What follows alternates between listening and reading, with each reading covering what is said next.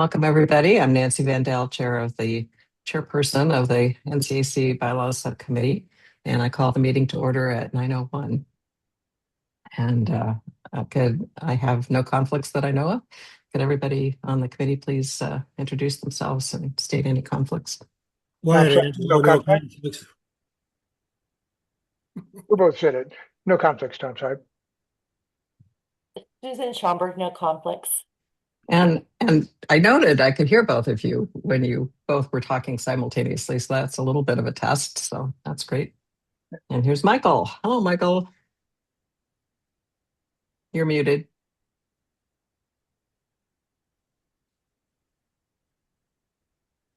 There we go. How are you? Okay, I can hear you, not see you, but I'm still. You're partway there. Yeah, I'm. Story of my life. Story of my life. Hard to get going at the beach. So. Oh, you betcha. Isn't that strange how that works? Okay, there we go. Thank you.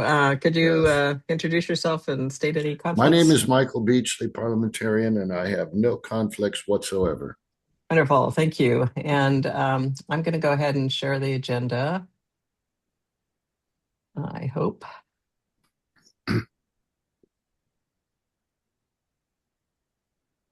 I have a full day today. And I'm actually seeing it. Okay. Yeah, we always do. We're making lots of progress. So basically, we'll have we'll discuss minutes, and then I have a short report, and then we'll go into a review of the bylaws amendments, and then go into the PP&R review, which will be the bulk of the meeting, and then go into, I called it feedback session planning, but really it's where do we go from here, next steps, and then executive board meeting planning and meeting and action item summary. So, Byron, since it's such a small group, you're welcome to speak up as you wish during and not have to wait to the public comments section. But our calendar at this point, we are having our executive board meeting on the fourth Wednesday as normal at 3:30 p.m. We haven't had one since November. We took December off. So, and then our next bylaws subcommittee meeting is 3 weeks from now. We get a little bit of a break on February 6th. And Saturday, February 7th, membership meeting has been moved to February 7th. I don't see that it's been announced yet, but hopefully that will happen very shortly. So we're within the 14-day window. As we talked about in the last meeting, the normal day would be Valentine's Day and the middle of President's Day weekend. So the board agreed to move it forward. I kind of thought it might be backward, but that didn't work out. So it's going to be February 7th. And I know Alex is busy looking for a speaker for that meeting, so that would be good. And then Friday, February 20th would be our next bylaws subcommittee meeting. And somewhere in here, we will have some feedback schedule sessions that we'll talk about later in the agenda. And then I do have agreement from Alex to schedule a special membership meeting on March 14th. He would prefer 9:30 in the morning because he has to be at work at noon, but we'll discuss it at the executive board meeting and make sure everybody's okay with that. So as we talked about last meeting, we're not having the few little things to bring up that we were kind of anticipating at the beginning of the fiscal year. It's turning into quite the updated document with some associated bylaws. So a special membership meeting will be good. Are there any questions on the agenda or on the calendar? Okay, hearing none. I'm going to. So, did people have a chance to look at the minutes? Okay. Oh, great. Okay. Did anyone have any comments on the minutes or any changes, corrections? No changes. Okay. None. All right. Great. Well, hearing none, the minutes are approved as presented then. I won't even share them. So we are now then on to the report. And I kind of went through some of that. I think I just lost everybody. What just happened? I think you've got a. I think my computer decided it was going quiet. What, Tom? I was just saying that your motions looked like they were jerky, so I assumed it Oh, was computer or connection problem. yeah, my screen just suddenly went blank. And I went, but it looks like we are still here. So it's not gonna keep doing that. Okay. So there are a number of things that came up over the past time since the meeting, and we will be going over those as we go through the policies and procedures and the bylaws. But one was that's brand new that I wrote about a little bit. It's fairly minor, but it's about minutes, and a suggestion to change the bylaws and the secretary job description to just change it from taking minutes, recording minutes, to ensuring that they're recorded. And the reason that came up was that a potential person who might be willing to be secretary doesn't want to take minutes. So, when we first set all this up, we kind of assumed all the tech support part of the secretary job description would be the hardest thing. And so we set up, the communications task force and that kind of offload that. But in this particular case, the person might be happy to do that part, but not take minutes. Happy to attend the meeting, but not take minutes. So it's an easy change that we didn't really see a real need. I mean, why does the person actually have to record the minutes as long as they make sure it gets done? So that's a new thing from last time. But otherwise, I'm not going to go through our action items until the end, but that's one new one. Unless, do you guys want to go through action items now or just wait till the end? Your call. Because there, Yeah. Okay. Because there are a few things that, like we've talked about, even canceling. But let's just wait till the end. I don't think there's anything major.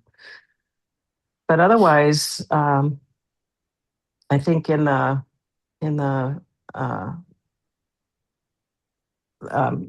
Candace has been going through and doing a bunch of updates to the website, updates to she's sending out emails and that kind of thing. And she actually set up an email that matches what we have in our resources, our references section for the community plan chairperson. So similar to my bylaws email. So we're going to help Rand get going with that. But that's great to have one of those started. And so I think we're making a lot of progress. Well, I'll wait till the end for us to go through the action item list. I spent about an hour yesterday with Candace. It was a delightful discussion. She's really a good person to have on board. And she talked about this very issue and has some good ideas. And I felt very confident in her ability to do that. Great. Yeah, she's terrific. Maybe letting the cat out of the bag, but anyway, so we may have some choice here. Yeah. So that's basically it. We haven't had an executive board meeting. We haven't really had I guess the other thing is I have followed through and trying to reach Sarah Absher, sent her 2 emails. I've tried calling, and I think she's just extremely busy. I've not heard back yet, but I will be making a very concerted effort. I figured we'd get through this meeting with all these fairly major changes today, and then I'll take some other actions to try to get her to, I want to meet with her and just go over some of these major things so she's aware and has a chance to talk. And one of them, of course, is social media policy, which we will review today. That's huge. And this voting stuff is another one that she's going to care a lot about. So, so I'd like Tom and me to meet with her and go over all of that. The other part that we wanted to talk with her about is the archives, which at this point, she's critical to develop, a policy on the archives. So that may just end up waiting, depending on her availability. That may be something we end up deferring to next year. Otherwise, I don't have anything. Tom, would you like to update us on community plan stuff or anything else? We've had some fairly productive meetings, very productive actually, and we're slogging through the various things. So we've had no major reorganizations of the document, which is a big plus. And I think we're on track. It's probably going to take all year Because there's just a lot of things that people have Mhm. opinions about, need to talk about, and our proportion of talk to change is better than it has been, but it's still pretty high. I'm glad you're seeing progress, and I've been keeping track of the document. It's really terrific, and I think Rand has really gotten on board with putting things in the meeting folders and that kind of thing. So, and I think and Alex has too. So I think they're kind of adopting our strategy of putting things in meeting folders. Candace is helping with how the logistics of that, so that people are able to get all of the documents. And Byron, just in case you didn't see that on the events page, there's a link you can click for meeting folder, and you'll see all of our documents in there, and they can be downloaded, etc. For the meeting today. Okay, so that's my report. Does anyone else have anything they'd like to share before we leap in? All right. So I'm just going to share the bylaws, proposed bylaws changes. And now the agenda is up in front. Let me get rid of that. We're seeing the bylaws changes. Good, because I'm not yet. Okay, now I am. All right. So Tom, I have not, and everybody, I have not actually gone in and updated the bylaws themselves. It's your document. This is just what we would be proposing to the membership. And so sometime between now and our next meeting, you and I can talk about actually making the updates to the document. But I figure let's just do it in this format first. I'm not touching the document. It is your document. So, but this is just how we have typically put in the bylaws amendments that are proposed. Mm. So we've already talked about the leaves of absence, adding that simple thing to allow for leaves of absence. So the last two times, I think we've talked about voting and had a really good discussion last meeting. So went back and worked with Michael on this, and also took in the comments that we had last time. Mhm. And, in the last meeting, Michael pointed out that roll call votes aren't really something where you make a motion to approve. They happen, and it's done. And according to Robert's rules, and which I learned. And so we thought, okay, the bylaws and the policies and procedures supersede Robert's rules, but really, is there any reason to have that separate? We were able to actually get that through the county attorney, but is there any real reason to make people go through that when there's a lot of reasons to follow Robert's rules on this issue? So I've added in, last time we had just the first paragraph that we were dealing with. So added in this second item. And I would like your opinions both on the wording, but also, would it be better to have two completely separate amendments on voting, one dealing with paragraph 1 and one dealing with paragraph 2, or would it make sense to keep it the way it is, where we deal with paragraphs 1 and 2 together? So think about that as we go through it. Well, I think we've already answered that. The PPNR says one vote, one topic. That's two topics. Okay.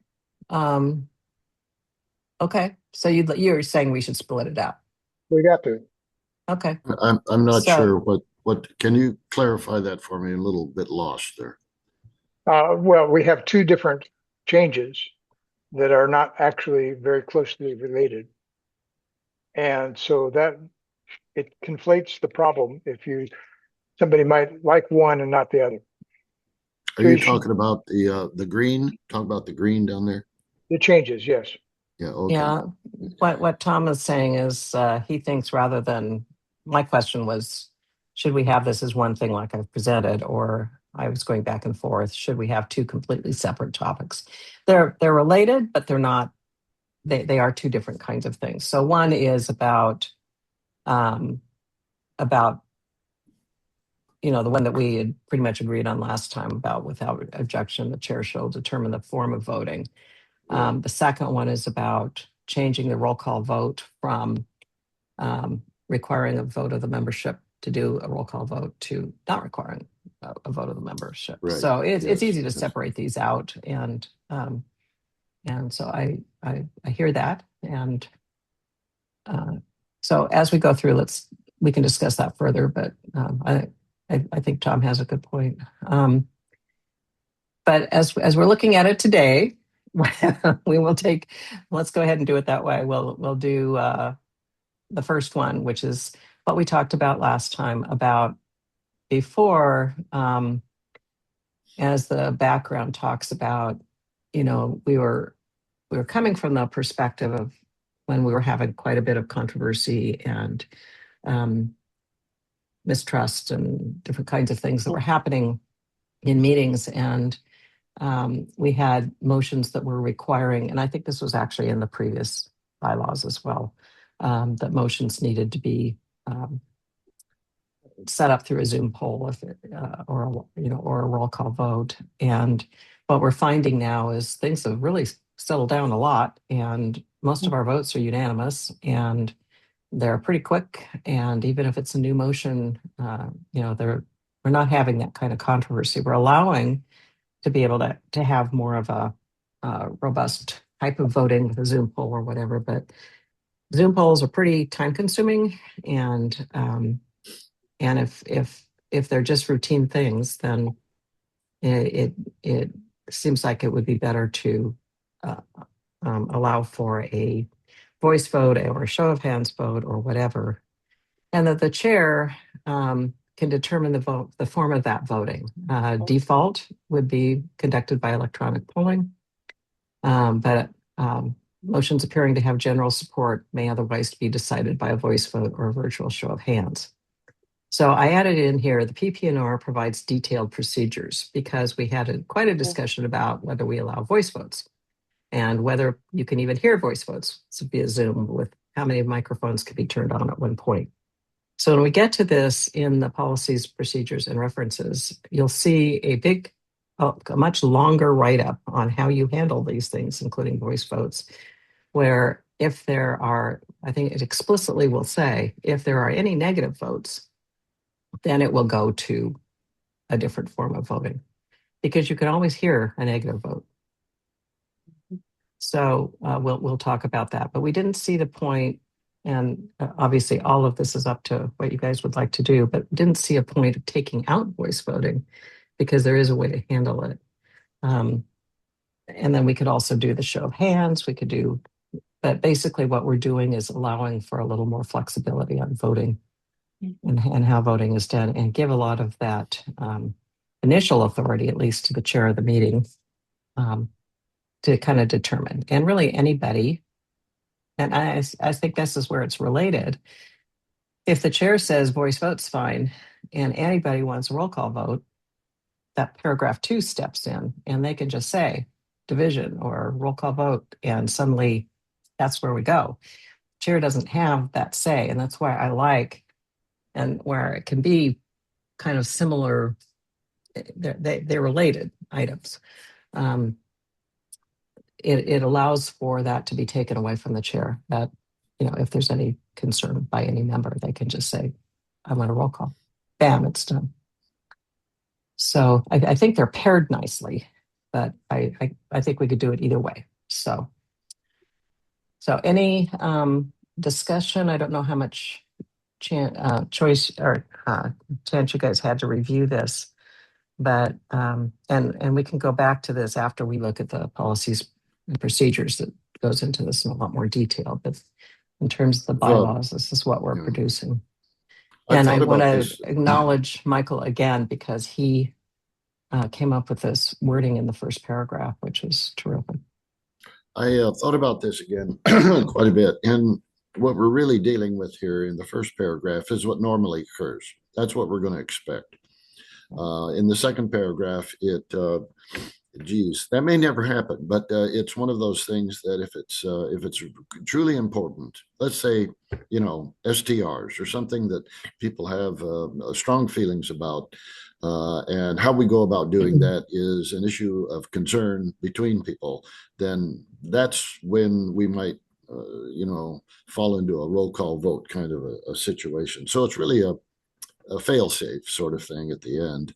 Tom, if I can ask you again, were you referring to taking a supporting vote by the membership on each of those two paragraphs? I was looking at it again, Yeah. and if we had a transition sentence at the beginning of the second paragraph that tied the two together, we could be one. Oh, I see what you're saying. Okay. Because the way it looks now, it looks like two completely different issues. Yeah. Yeah, I see. Okay. I can editorialize that to be one. Okay. Yeah, I think that the notion that the first paragraph is the default and what normally happens. However, comma, then you can bring it into the second one. Yeah. One comma is fine. One comma's fine. Okay. They are an endangered species. You have to I know. Got to hold on to use them. them Got to hold on carefully.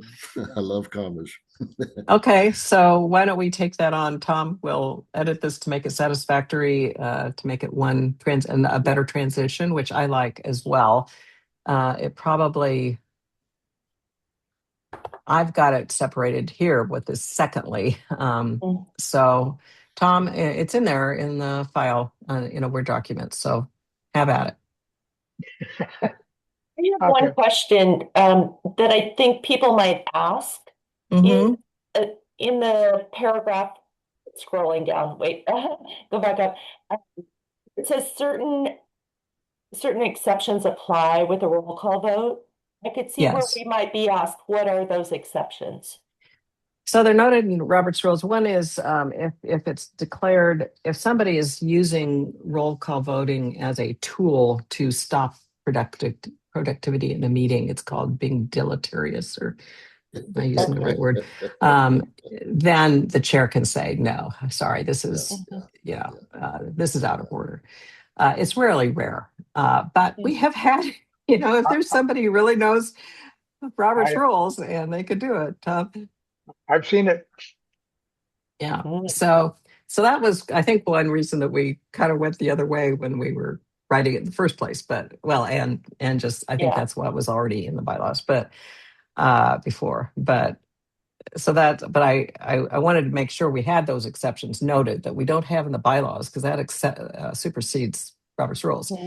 That we do have that out. But if somebody's using it as a tool to disrupt a meeting, then we have, we can bring up in Robert's rules for that. That does happen. It's a rare thing, and it is the prerogative of the chair to call that person out of order, because the primary concern is to get business done. The secondary concern is to follow Robert's rules, but the primary business is to get things done. And if somebody is being deleterious, then they got to be called out of order. And if the chair is being nasty, then the membership can appeal to the decision of the chair, and it comes to a vote as to what happens next. Does Robert's rules also call it a division of the House? Yes. There's two divisions. One is division of the House, and the other is division of the question. Division of the question is to take a complex motion and break it into more than one part. Right. But division of the House. It's in Robert's rules? Yes. Okay. Both are. Yeah, and I've been reading quite a bit about it now after Michael brought this up. Michael and I are having really fun with parliamentary procedures. But yes, Wyatt, it's in Robert's rules. So yeah, it's interesting, and I don't know how much our members are going to care, but thank you for pointing that out, Susan, because we definitely need to have that in there just in case anybody decides they're going to try to take over. And it sounds like at least two of you have seen that happen. So I personally have not. So good for you. Yeah. So but anyway, it talks about how we do the roll call vote briefly. But so how does this sound okay? Do you feel comfortable? Do you want to bring it back for the next meeting to talk about further, or do you feel like you're comfortable enough that we could, along with the policies procedures, we'll ask the question again when we get to that part of it. I'm comfortable with this at this point, but I can imagine sometime in the future in terms of procedure, we might want to map out how a roll call vote actually occurs. Right. And that is in the PP&R. Yeah, but in terms of identifying people before the meeting on who's there, so that we don't have to go through that whole process, and so there's a clear slate of who's present and capable of voting before we even begin. I mean, it's that kind of thing that I am wondering about. Not for now, but at some other point. I'm comfortable with it. Okay. I'm good. Okay. With the edit. With the edits, yes. Yeah. Okay. Sounds good. Thank you, Tom. Susan, you're okay? I'm good with it. Okay. And then so with both of them, the justification was the same. The amended wording protects the rights of members to have their individual votes counted, but saves time when the outcome is really set. One question, Nancy. And Tom will know this off the top of his head, but somewhere we have the acronym RROO that we can allude to so that people are saying, okay. And I put it in here too. I spelled it out the first time, even in this document. Yeah. But in the policies and procedures document and in the bylaws, we also have it spelled out. Okay. In fact, in the policies and procedures, we actually have a section. I don't remember if it's a policy or a procedure or a reference, but we have exactly which version of Robert's Rules of Order, 12th edition, that we can use. Well, usually we say latest edition, and that always covers it. Yeah. So, but we actually do specify the 12th edition because it's easily changed. That's maybe why I think maybe it's in the reference section, so we can change it when it actually gets updated. Thank you, Tom. So the last one is pretty simple. It's recording of minutes, and we kind of went through that a little bit earlier, that we're recommending to you guys that and then hopefully if you guys approve, then we would take it in as an amendment to just say record minutes or ensure that minutes are recorded of membership and executive board meetings. This is the entire secretary duties in the bylaws right now, because the rest of it had been moved to the communications task force. So you can see all the others are ensure that. So, if we don't do that and the secretary is absent, we can't have a meeting. Right. Yeah. So, so this makes sense on a number of levels. Yeah. I think it looks good. Yep. Okay. We're good. Okay. So that's all. So any objection to approving this to go forward for discussion with Sarah and the executive board and members with editorial changes by Tom? No. Nope. Okay. So great. So hopefully it's the last one. Hopefully we don't have any more of these that just crop up on us. So now if we're going over to Tom and talk about the new PP&R stuff. And I want to thank each of you. I know we've all worked on different things here, and I think we're actually ahead of schedule. Yay. Okay. So we are now on version 13. And the first thing which changes is we've changed this to notices and meeting documents. What happened is that procedure 4 really overlapped with this. And so what I did was I basically, on Nancy's suggestion, folded this into the two. I think I folded it in differently than she would have, but that's okay. I'm the editor, she's not. I like what, thank you, Tom. I liked what you did. I would suggest, though, that we go back to meeting notices and documents as opposed to notices and because meeting that's documents. the order that they're in the paragraphs. No, I'm not saying putting documents before notices. I'm suggesting putting meeting before notices because it's all meeting. It's meeting notices and documents. The first two words of the paragraph is meeting notices. Okay. Oh, are you adding the term and No, documents? no. Which line, Policy, which line are you line talking? 13, That saying is the meeting. order of the topics. That should be the order of the Yes, item. yes. May I finish? Certainly. Changing policy 13 to meeting notices and documents. The header. Gotcha. Thank you.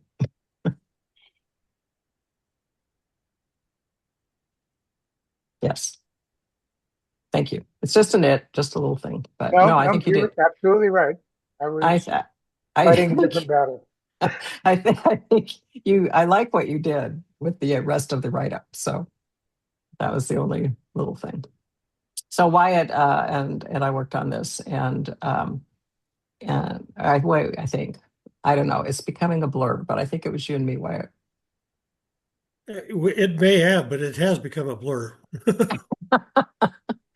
If it was somebody else, then that's fine. Anyway, thanks for doing my job for me, I guess, whoever did it. Let me make it a little bit more clear in that some of this is new and some of it's not. Oh, I see. So actually, this is something that came up. I take this back. I think I just did this.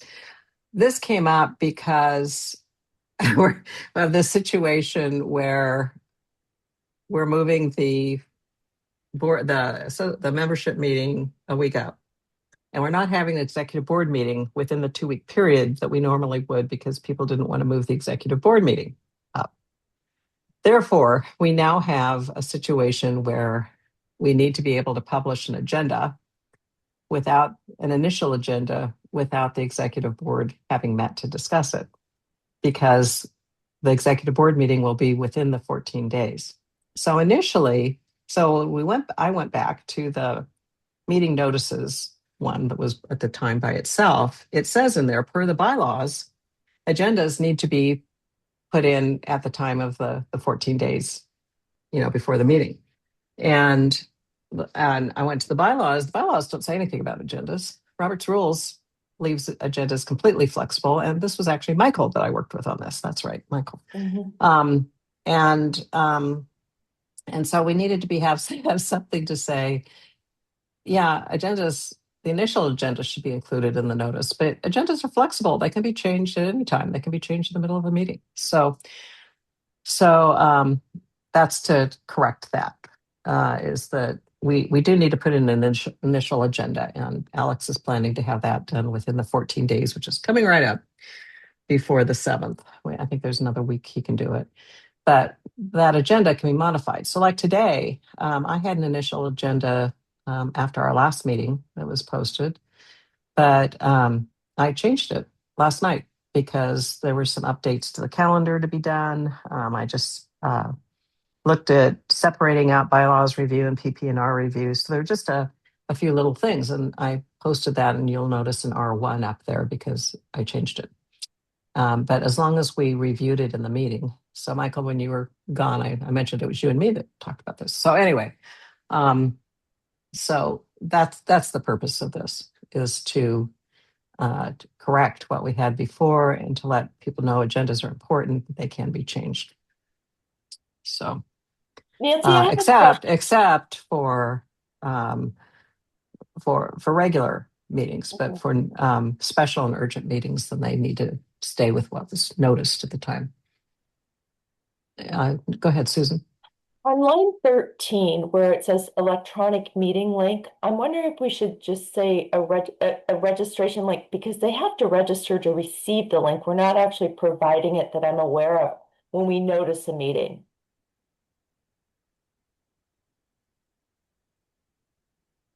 We usually do provide it when we notice the meeting. We usually do. A Zoom link? We do. Yeah. We do. When Candace puts it on the events page, she includes a link. Let me look back at that. For some reason, but you should say, I do like the word registration. So maybe what we should say is an electronic registration link. These meeting documents here. It's a link, and then that's a register. The NCAC email that I received yesterday evening has a register for this Zoom meeting, but it doesn't have a link. It has If meeting you, documents and register, hot link if for you, register. It's right there. right, it's right there. Oh, It isn't blue and underlined. And that's something that maybe somebody should mention to Candace, Yeah, that it would be best if we could highlight those as being links, because that's a link and that's a link. right. Good point. you know, my email that came in blue. They did. Well, They did. The meeting documents and the register for the Zoom meeting, register was blue. Well, you have a special. No, I have an old computer. Well, the other thing, Susan, is I don't know if you can share this easily, Tom, but if we go to the registration, the events page of the website, you'll see those registration links on every item that she has on there. One thing I'd like to talk with her about is putting in additional ones for the next month. She kind of does it by month, but if you go into the main web page, I mean, just the main page of the website, and you go into, you can either do that or you can go into the events page. Any of them will take you to the event, and then she's got the link clearly down there. So that we could call it a registration link. Yeah, because to me it's not as. But it also gets it also gets you into the meeting. I didn't realize that because I always register and join. Yeah, right. So that's. So we could just say the electronic registration link.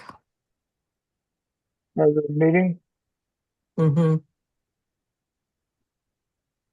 Does that, or we could even take out registration link. I don't know. What do you guys think? I'm fine with that. I mean, I know I'm nitpicking, but. Well, we want to be accurate. If it was confusing to you and you have a typo in registration. After the T, you need an R. Yeah, just a second. Give me a moment, please. Okay. It won't do autocorrect if it's in markup mode. Interesting. Okay, how does that sound to people? So now we have to highlight that in green. Yes, I'm working on it. I know, I'm just musing to myself, Tom. I'm not trying to give you direction. I know it sounds like I am, but I'm musing. Okay. So how does this sound now that you can see it kind of cleanly? Yeah. And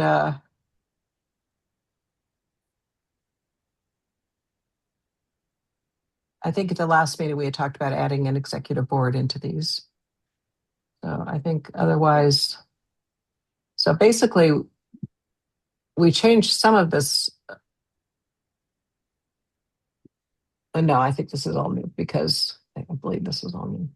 I can't remember. Okay. Yeah, from here to that's there. all new. Yeah, that's all new. So. And so is this part here. Right. So then as Michael and I had met, and then as I'm going through looking at just general stuff in the PP&R, as is my want, I noticed that there was a lot of overlap between that and meeting documents, which also repeated you needed to have the agenda up front. So Tom and I talked about that, and he agreed he would take that on to combine them. So thank you, Tom. I think you did a beautiful job. I did a little editorializing, made that sentence a little simpler, used as soon as. Mm-hmm. Sounds good. I've noticed that most regular meetings that reoccur on those meetings reoccur on a regular basis, the agenda is standard. And we go through like when I put together the minutes on our meeting here, it's basically the same thing. You know, we have announcements, and we go through calendar, and then we go through PPRs and so on and so forth. The real critical one is special meetings and urgent meetings, because by rules they need to be proscribed as to what it is that we can talk about. And that's what line 20 specifically calls out Yeah. in a standalone paragraph. I'd have made it sparkly, but they didn't let me do that. Okay. All right. Any other comment on this? None. Okay. Any objection to turning it green? Green it up. It's already green. We just need to. Okay. To accept it then, yes. Yeah, I actually began to understand how to do this. When I change something, I make it green. Very good. Well, Green is everything. It's only the 142nd time you've done this, Tom. So Yeah, you're moving along. I'm a little slow, but yeah. Okay, fair enough. You're getting the hang of it. All right. So on to the next change.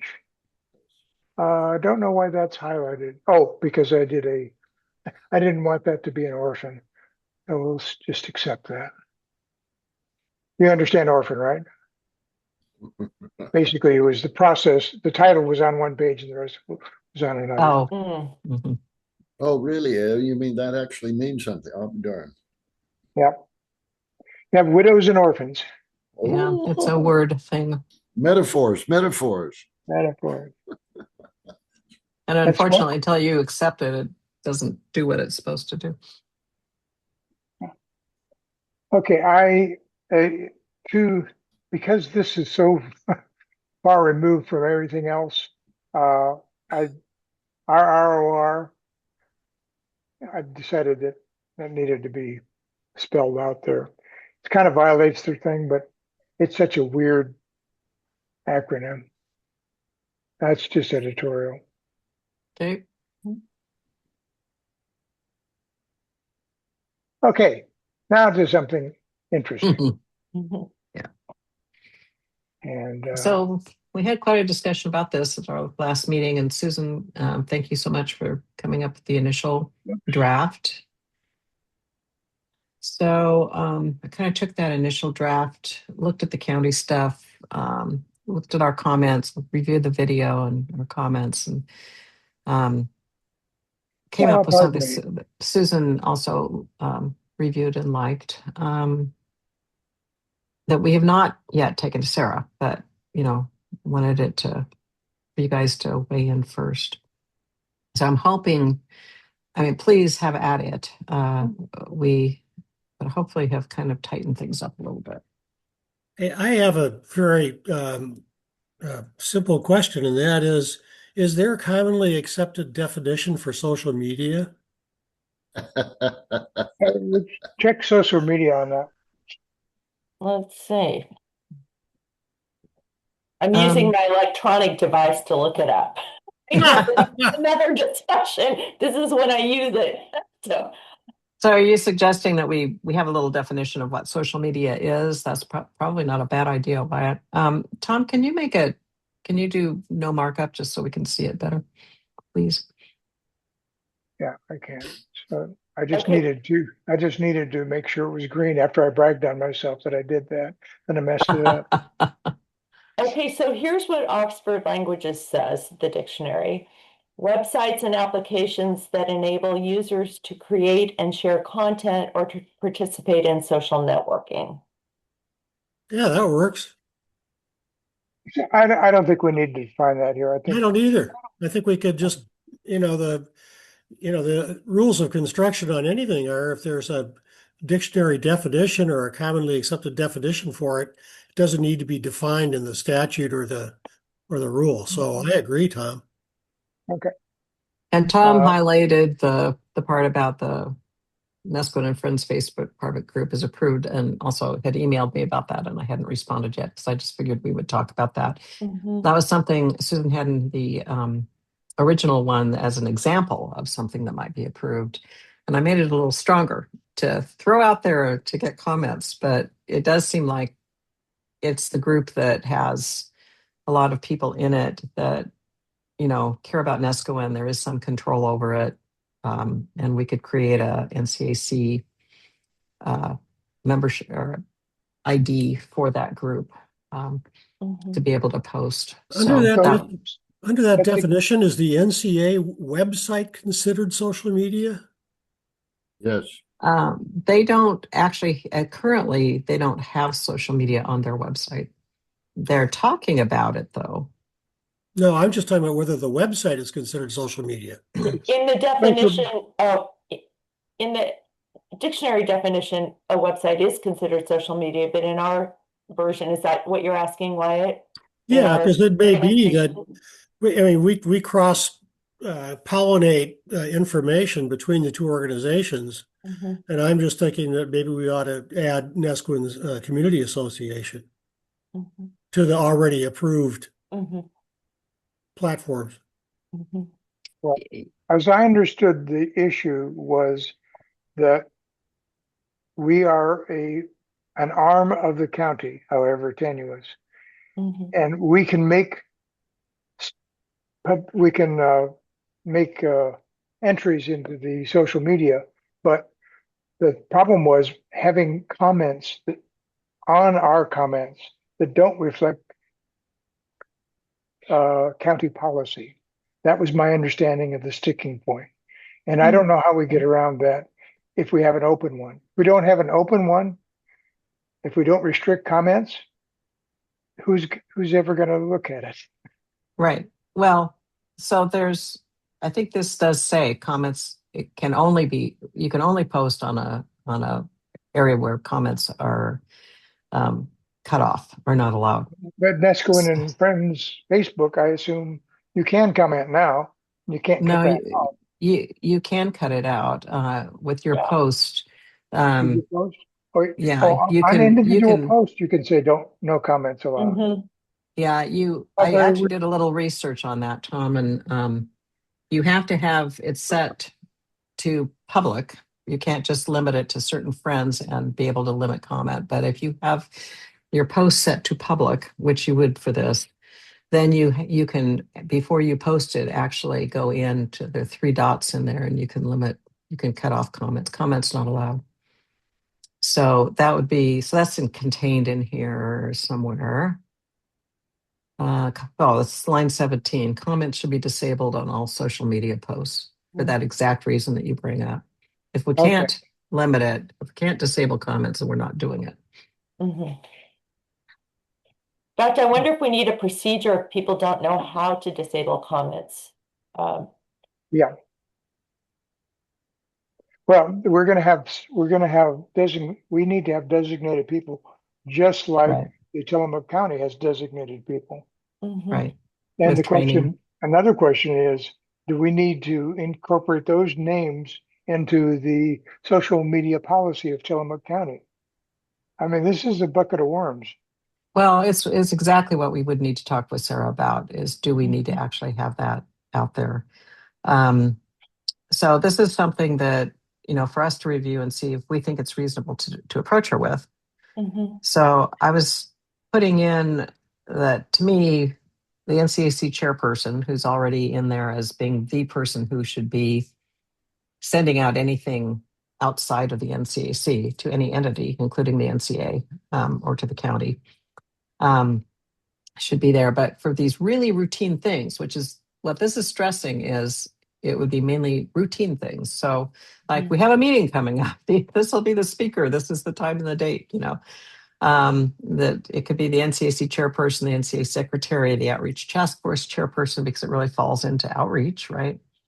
Or representatives on the communications task force who have been designated by the executive board shall be authorized to post routine NCAC information on social media. Routine posts comprise notices of upcoming NCAC membership meetings, including any programs, speakers, or key agenda items, invitations to attend, links to the NCAC website and events page, and the NCAC email address.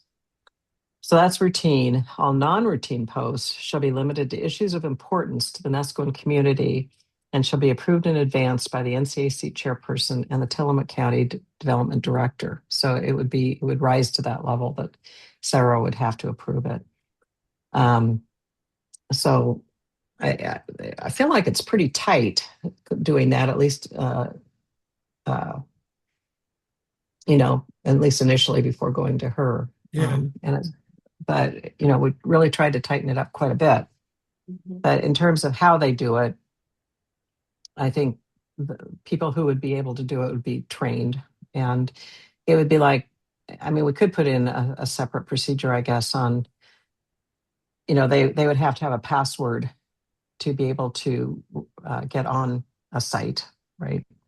To be able to be the NCAC person represented on, say, the Nesquin and Friends Facebook group, for example, because they'd be coming in as NCAC.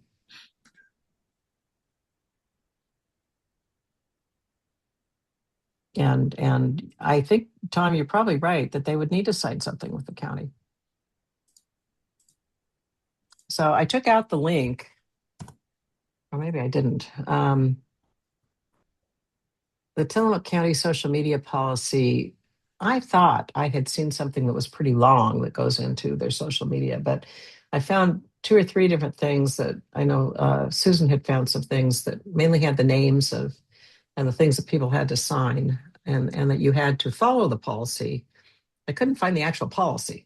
And I thought, Susan, when we first talked about this, you had a link to a policy that was more robust, and I couldn't find it. So, Let me see if I can find it again. I can put it in the chat if I okay. just a sec. Anyway, but they will have to adhere to that social media policy. We'll have the correct link in. So this is kind of something to take to Sarah and see if she says absolutely not. But there's can be some real advantages for outreach to be able to communicate when we're having meetings. And I know Candace had wanted to do that with our December meeting, go to the Facebook group and post. And I said, you can't do it officially, but you could certainly do it as any member. But she couldn't figure out how to disable the comments. So when I looked into it, you have to set it so you have to set everything up as public, and then you can do it. I tested it too. I just put it in the chat, the link to the Tillamook County social media policy. Boy, that was quick.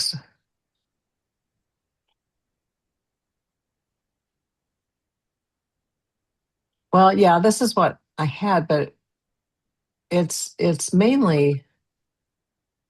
And it scrolls down. I think you have to kind of go to the third page before you get in. It's more in the standards, I think, what you have to comply with and things you can and cannot do that they sign. Yeah, this is what we had before. That it has these people that are authorized, and there's several of these different ones for different departments.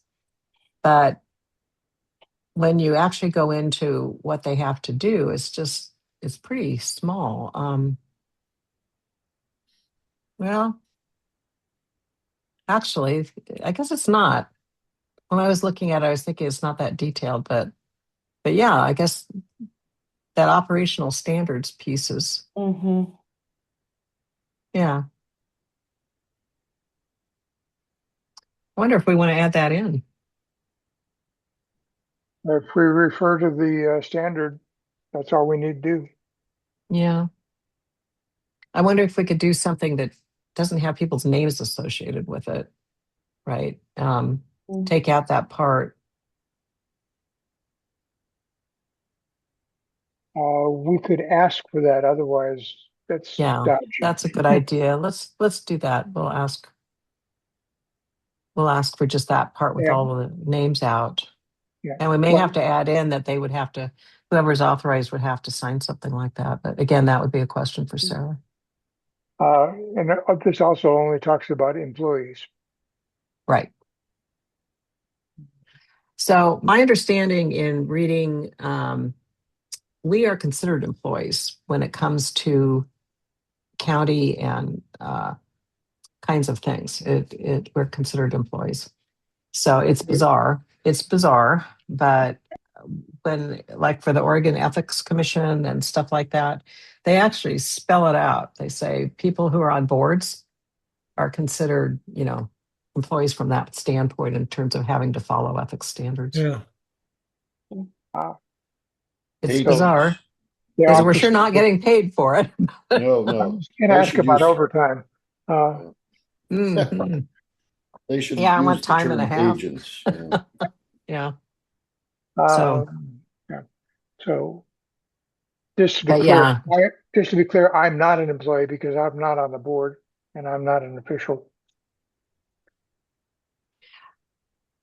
I think they even include subcommittee people. Yeah, they do. Yeah. So you are.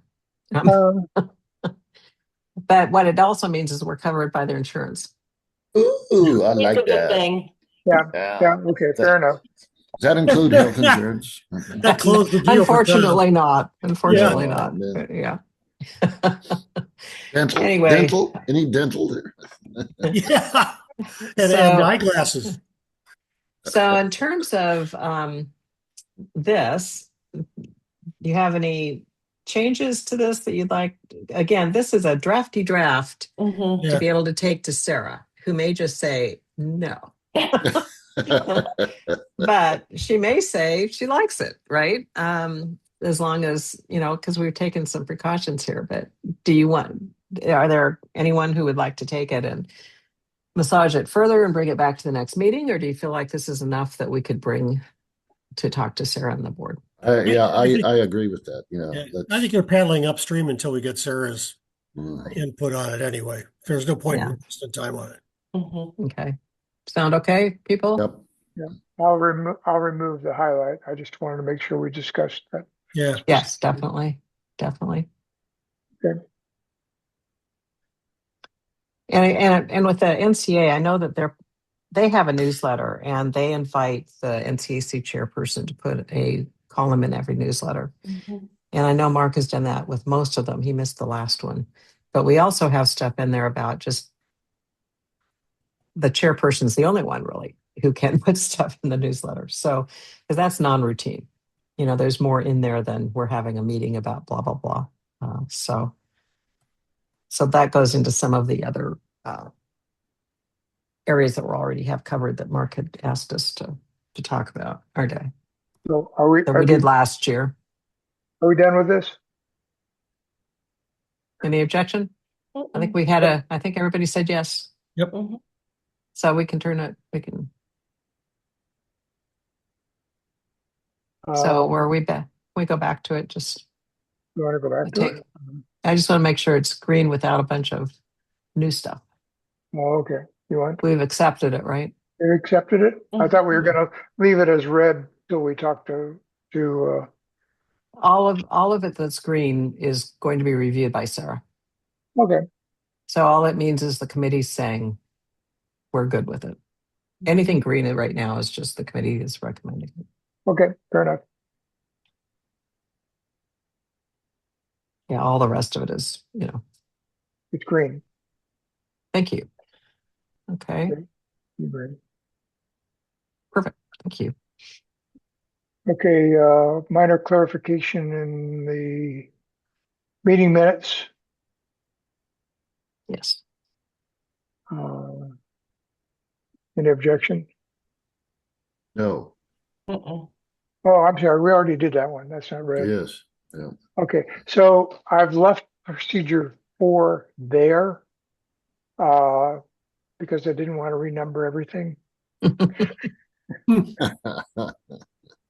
And we'll just leave it there until we do another reorg. I'm allergic to reorgs. Oh, that's good. Okay. Motions Okay. and voting. So we're bringing this one back for the third time, I think. And it follows on with what we talked about with the bylaws. So went into quite a bit of change here. So didn't even really try to, well, I can't remember, Tom, what I ended up sending you. It shows, I guess it does show some differences from before, but it's basically rewritten. And I really appreciate everybody's great comments at the last meeting. Okay, And I don't know if you guys had a chance to really review it yet or not. But. Mhm. let me change it to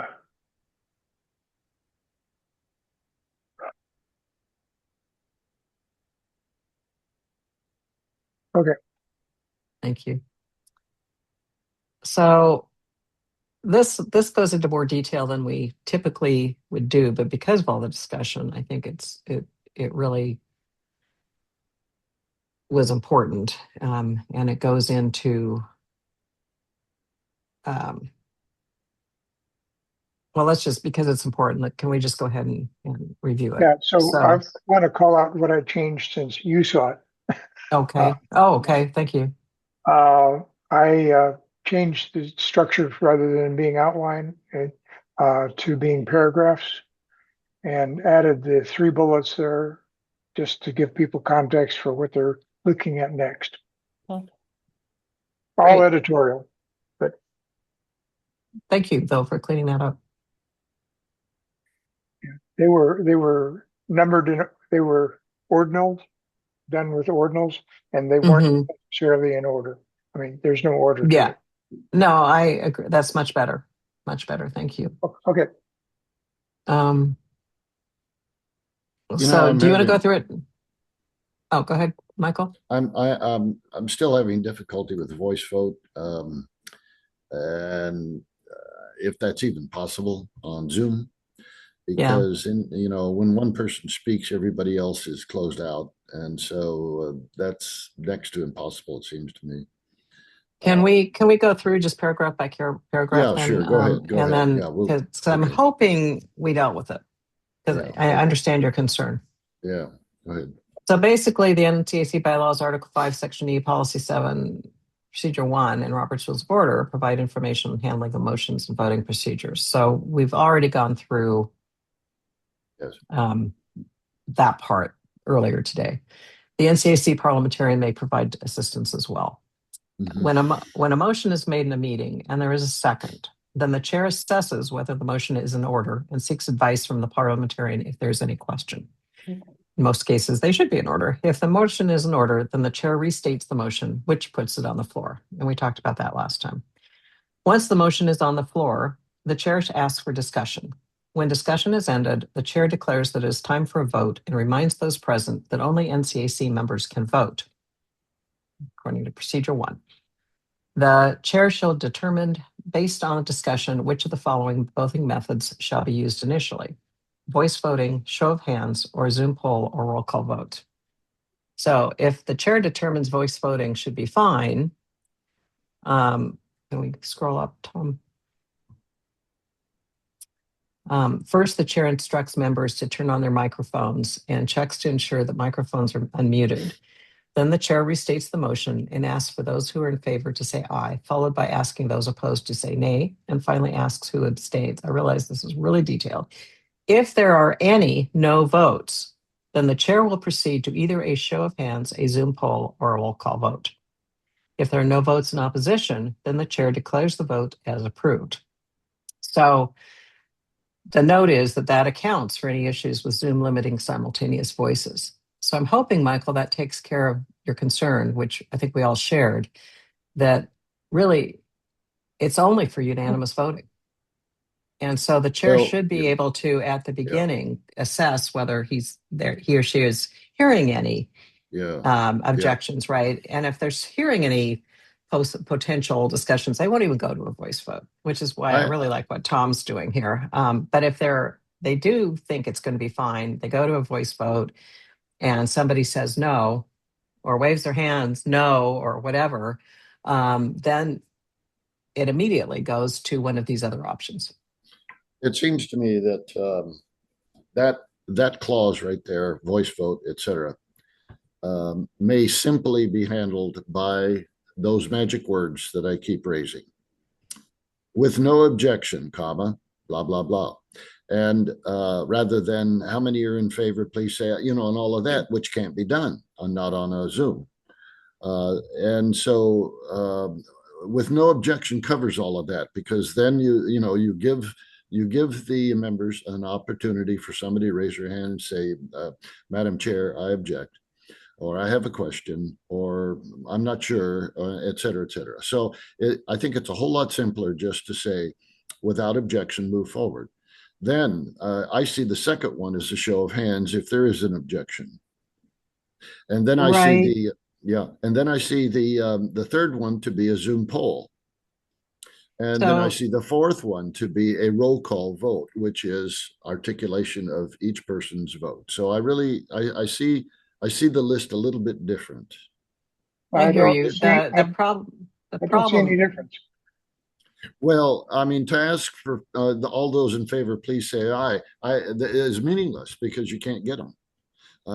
It's not possible on a Zoom.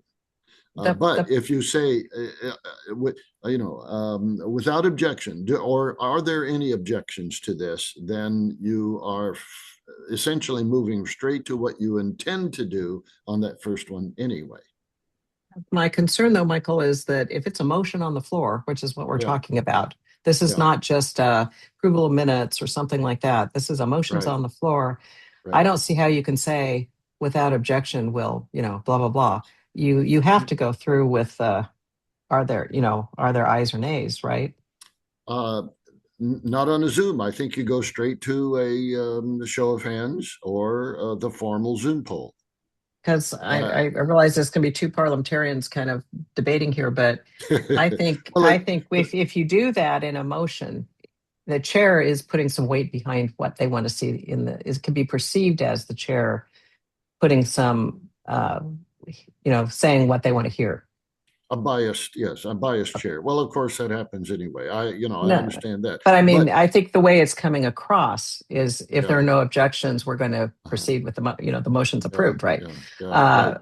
to me, that's a different flavor than even if you're not going to necessarily get hearing everybody say aye, at least Yeah, you're able yeah, to say it. And I'm thinking yeah, back on the different motions we've had lately, and let's take the helicopter example, which was a new motion. It was a yeah. motion. I don't see how the chair could say, if there are no objections, we'll approve the motion to, authorize the executive board to handle any issues with the helicopter, right? It's different. And so, but Yeah. why go to a show of hands or a Zoom poll or a roll call vote with something that everybody seemed to be in agreement with at the beginning? Well, yeah, yeah, of course. But I'm thinking from my experience with the Zoom meetings with the faculty senate, for example, where 50% of the people are on Zoom. Mhm. We can't have an aye nay vote because we can't count the people who are remote. Any time, that's when I instruct the chair, and I have every time. If Okay, it's non-controversial, really, or if it's non-substantive, really, then just say without objection, this is how we are going to move forward. okay. But if it's a I'd like to make a comment before you go too yeah, much farther down the road. okay, I go ahead. understand what you're technically saying, Yeah, but what the problem is, not parliamentarian, problem is human factors.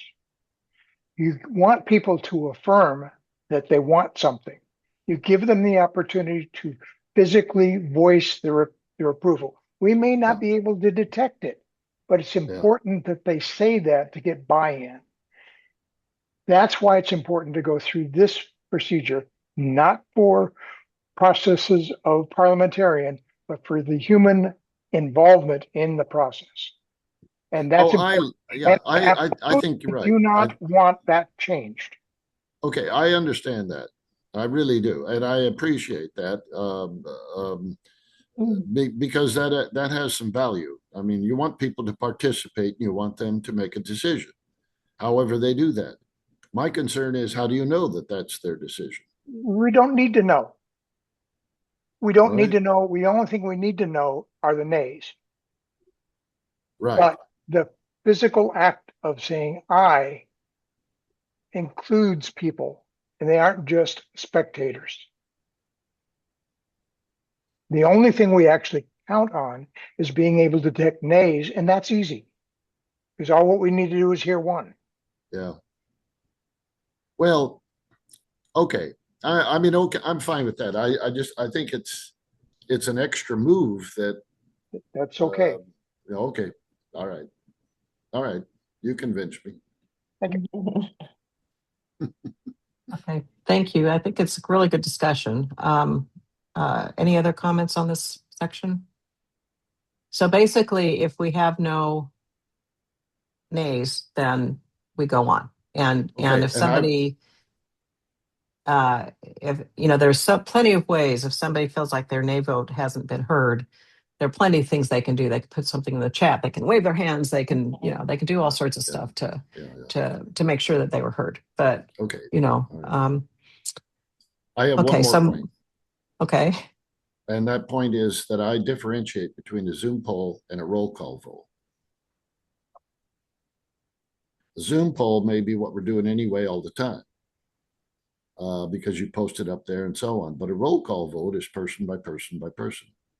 Right. And that will be a rarity, but it's a different kind of a vote. No, I do understand that they're different, but the chair can order either one. If somebody wants a roll call vote, they can ask for it. That's correct. Right? Yeah. And it's a much more formal and much more time consuming one, because you have to go down the list of people who are there. But a Zoom vote is just simply there it is on the screen, and everybody casts their vote. Right. So I see those as two different ones. Mm-hmm. Yeah, they are different. I agree. They are different, but I think the chair can decide.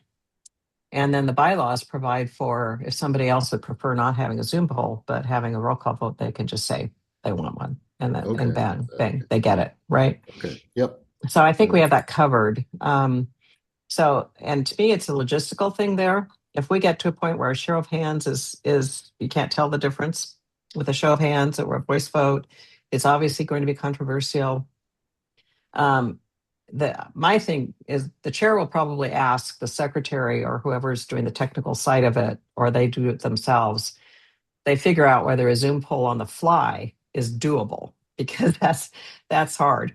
Although we are finding that Zoom is making it easier now. I can actually launch a Zoom poll as a host from Zoom, where we couldn't do it before. We had to go into the website and do it, a Zoom app. But it's easier now to do it than it was. But you still have to create the question. But it might be that they already have a question prepared. We know the vote's coming, so they've prepared it. Mm-hmm. And so they can go ahead and launch the Zoom poll, right? And it's up to the chair. If they feel like the Zoom poll is just not going to work, then they order a roll call vote. That's where the either or comes in my mind. And I agree with you, Michael, they are different, but it's almost up to the chair to decide, unless any member wants a roll call. So on the show of hands part of it, let me just read through it, because this is important. If the voice vote does not produce an obvious result, or there are any votes in opposition, we're restating that, then a vote will be done again. One option is with a virtual show of hands. In this case, the chair will assign a member with the task of counting votes. The chair instructs members wishing to turn on their cameras. The preference would be to use the raise hand feature, to respond with their vote at the appropriate time, and to also wave their hands. After each type of vote, in favor, opposed, or abstaining, the meeting host lowers the hands. If there are multiple members on one Zoom connection, then additional votes will be counted manually by the assigned vote counter. Phone callers will be given the opportunity to identify themselves and their vote. Accurately counting more than 25 people's votes is difficult, as connections move around on Zoom. If the outcome appears obvious to the chair, they then declare the outcome of the vote, and the motion passes or the motion fails. If it's not obvious, or if there's any member who would like to go further, right, then they can do that. Then we would move on to either the Zoom poll or a roll call vote, which we've now, if the chair assesses at any time in the process the voice vote or show of hands is not likely to be, or is not conclusive, then the chair shall order either a Zoom poll or a roll call vote. The Zoom poll shall clearly state the wording of the motion, as well as the voting alternatives. As in other cases, the voting option shall be in support, opposition, or abstaining, and the chair declares the outcome. So it's really, really detailed, but we've had Zoom polls in the past where the wording was not clear on what people were voting for, and people were confused. So that's why it's as detailed as it is. Mm-hmm. Any comments? Yeah, I just removed some parents That's a compound sentence. I don't like parentheses are bad. Okay, where did you move them? I just removed it from this area. Oh, okay.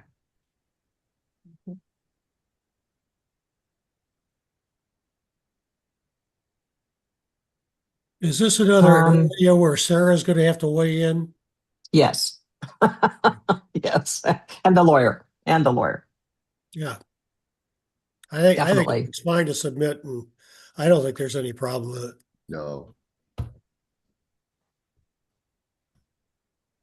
The question I have, do we want to leave this bracketed thing here, or was that just for our discussion? I kind of want to, it probably needs to be reworded, but I'd kind of like to leave it in that we are aware that Zoom can have issues with this. But what do you guys think? We could take it out if you don't think we need it. No, I think it's important to keep it in. Yeah. It's explanatory to the people who are going to review it. I think that's fine. Yeah. Okay, so I just removed the brackets and made it a sentence. Okay. Okay. Do you want to put like note? Yeah, colon? I think let's relegate it to a note section. I can make it a footnote if you like. Yeah, do Uh, that. Yeah. Okay.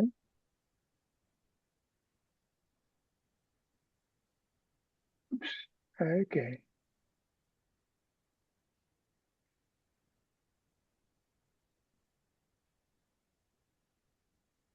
So I want to thank all of you. The discussion last meeting really, really helped with this, and I hopefully it's much improved. Okay. There's now a footnote. Wow. You're good, Tom.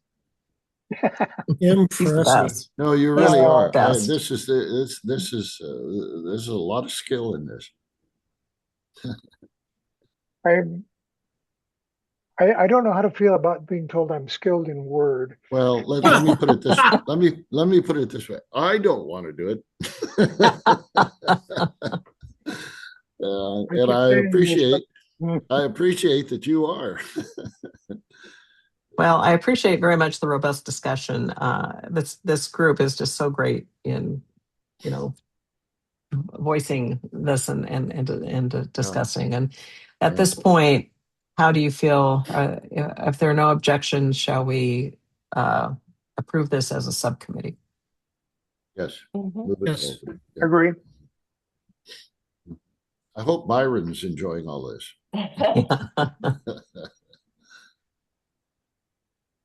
Okay, I shall accept this. Okay, it is accepted and green. Great. Thank you. And then we'll go to the next.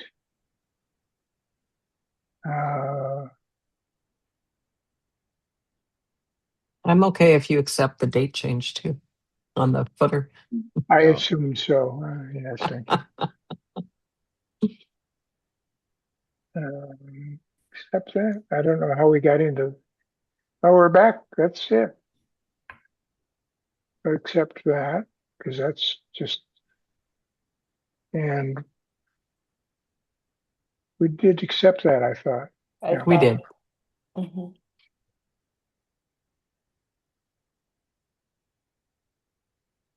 Yeah, I hate to say it, but I don't think we got anything else. Hey, No, we did, Dana and Secretary. Did we? And also there was There's- also there should be, yeah. Under references, and also Wyatt and I had something under straw polls. Yeah. Well, hold a minute. All markups. Yeah.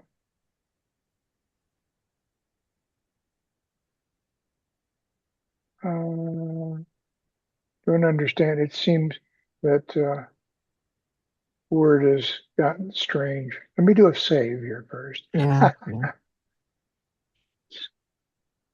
It should be going to the next change. I'm gonna just Okay, straw polls has got one. So I'm at, because we've been having that, thing, the question about comments and that kind of thing, and ended up doing some editorial stuff, but basically taking out the last paragraph and putting it up in the second paragraph here. Okay, so if you want to go down to the last paragraph, say what it well, what it was. I've got a change on the screen right now. Do we want Okay. this? Yes or no?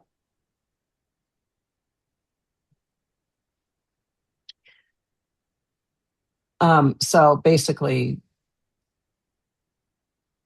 we're giving options so that we have something other than Zoom's polling feature if it's something that's a really simple straw poll. Okay. So in a way, it's getting to some of the stuff that, like Michael was talking about, that was not voting on a motion, but really we're just asking some questions that are non-binding. The whole point of straw polls is to ask questions from like feedback sessions and that kind of thing, what people's opinions are that are not binding. And so if for some reason Zoom's polling feature doesn't work for us, that they could also use a meeting chat or a show of hands if it's a simple question. Okay, we're good with that then. I think chat is, I'm not sure that should be capitalized, but I'll leave it for right now. Yeah, it's an actual Zoom name or something.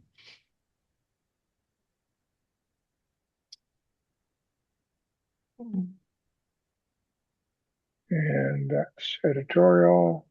Well, can we go back to? Well, I'm trying to get things out of the way. Okay.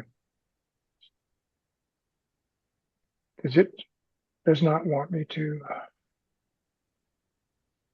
I don't understand why that's. Makes me very nervous when Word loses its mind. Yeah. Okay, I'll go down here, but I'm uncomfortable. Do you want to just take a moment, Tom, and get comfortable? Yeah, go put on your bathrobe, Tom.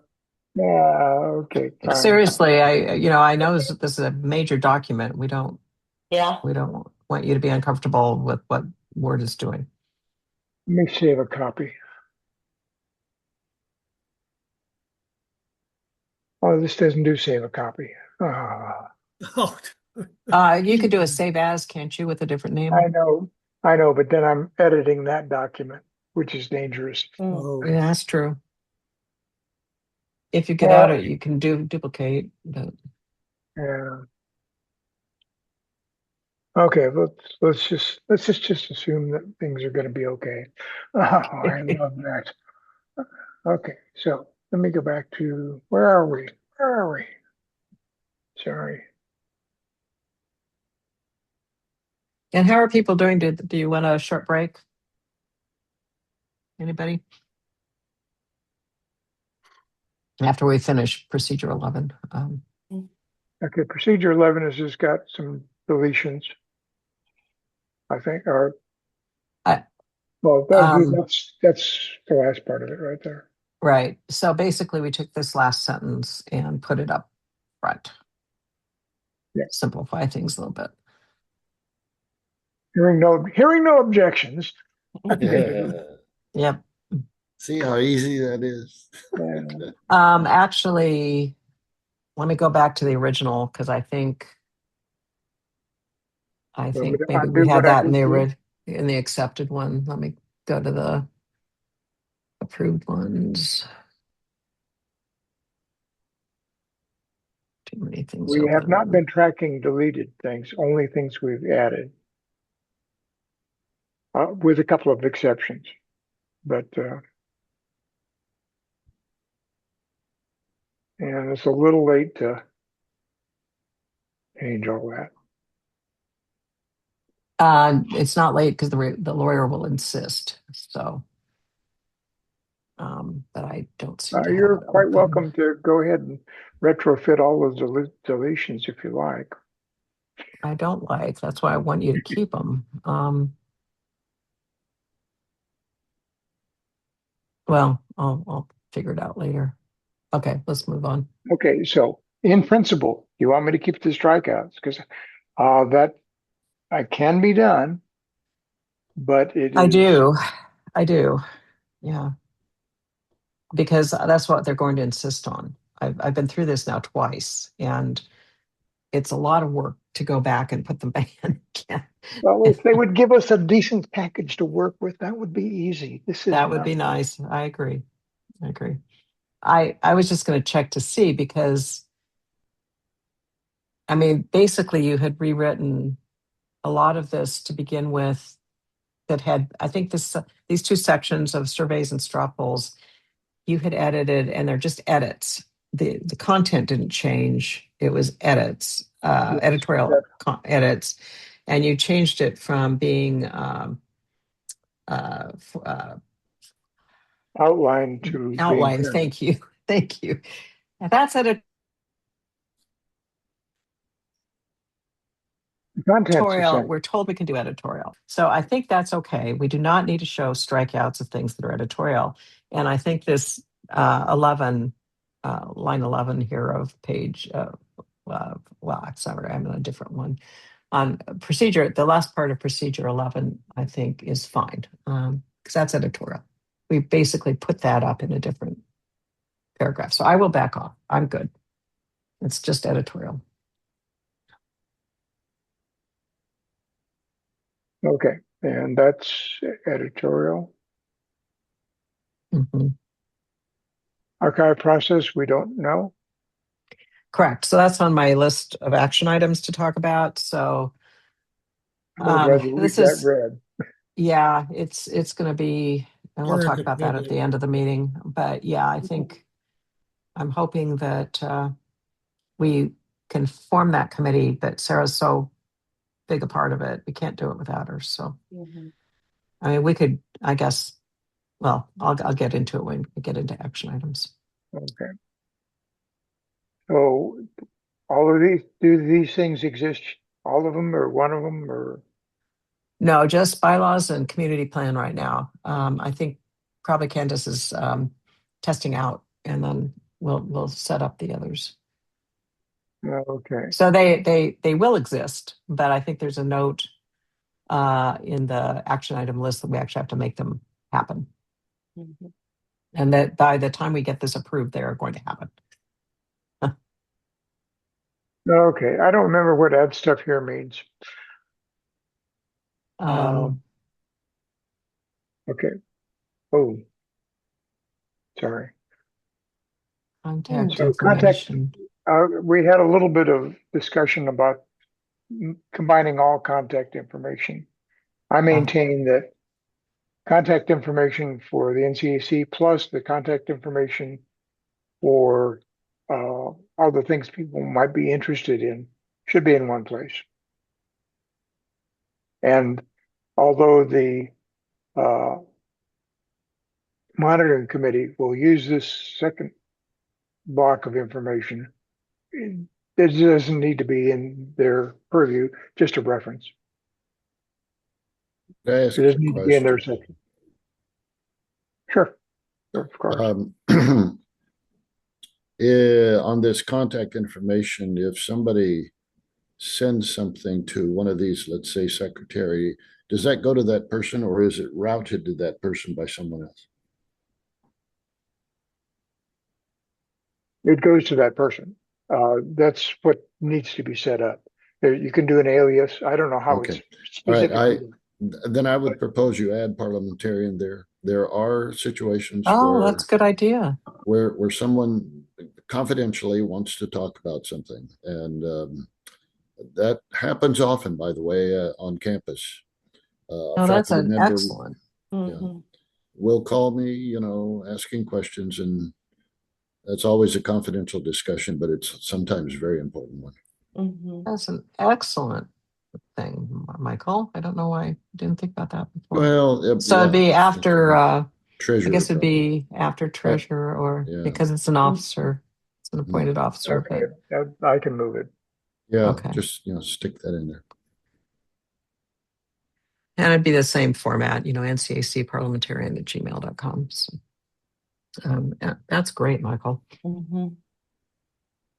So basically how it works is it's set up by the secretary with a password, and then the password is communicated to the placeholder, the position, and then you bring it into your own email system. So it's basically almost like a forward that comes in. Well, that's where they initially do it, but you actually have to set it up into as one of your email platforms so that you can send out under that. And of course, the beauty of it is that if the county ever requires us to provide emails around something, hopefully we've got these emails in this and not have to show our entire personal email stuff. I mean, it's kind of a big deal. So Yeah, I it's good try to- really hard to do it, to send things out under the bylaws email. I don't always, my default's my Comcast one, so it doesn't always happen, but I try really hard. Yeah. So, yeah, that's great. Thank you. Any others that people can think of? I can't think of anyone else. I know one I don't want in there is editor.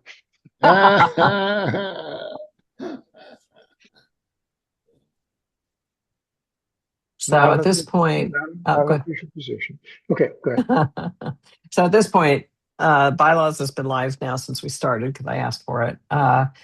The community plan was just set up, so I'm going to talk with Brad to make sure he's okay with it and it's going well. And then the rest, it should be pretty simple to just get set up. I know the officers have been fine with the idea. We just haven't had time to set it up. So hopefully we could do that this month. So I think the only other place now is the secretary job description in here. Okay, so could I get rid of this? Mm-hmm. I'm kind of going back and forth, Tom, on Hello. whether to. Hi. I know you can undo. Michael, can you man. mute? Michael, can you Reverse, mute? huh? Michael, can you mute? Oh no. Michael, Okay. No, Michael, mute. that's not dust in the air. Michael. All right, I'll tell Mom. Okay. All right. I love you too. Take care. Bye-bye. Sounds like it's short. Mom. Just asking if you could mute, but that's okay. You're off the phone. So back to contacts, Tom. I'm struggling because I do see a difference between our internal and external contacts. I don't. I know you don't. I'm throwing it out, and I'm curious what people think. Throwing it out for discussion. And I'm wondering if we're going to list all sorts of things. I wonder if we should have the contacts. I mean, this is contacts for resources, but should we have the contact for the NCA? Should we have a contact for the UNESCO and Facebook group? Should we, I mean, maybe there's some things we should add here that wouldn't necessarily be for the monitoring task force, but would it be reference one? Or should it be further back down in the reference section somewhere? And I do think NCAC contact information should be reference one, but the rest of it maybe could be somewhere else. I don't disagree. We could make categorizations under contact information for NCAC, monitoring task force, and other organizations. Yeah. Mm-hmm.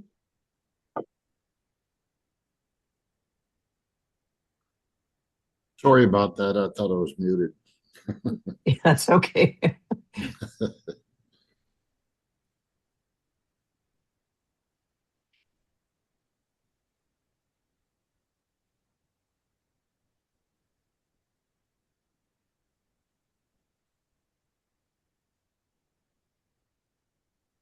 Come on.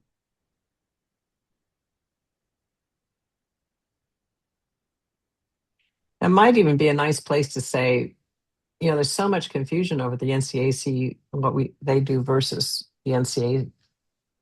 I mean, the NCA versus the NCAC, and having that in here could actually be, there could be a really short little sentence saying what it is. Mhm. And they could maybe feel like they would like to put us on their webpage or something. I don't know if they would or not, but I know that they're trying to get more communications going too, from what Rand is saying.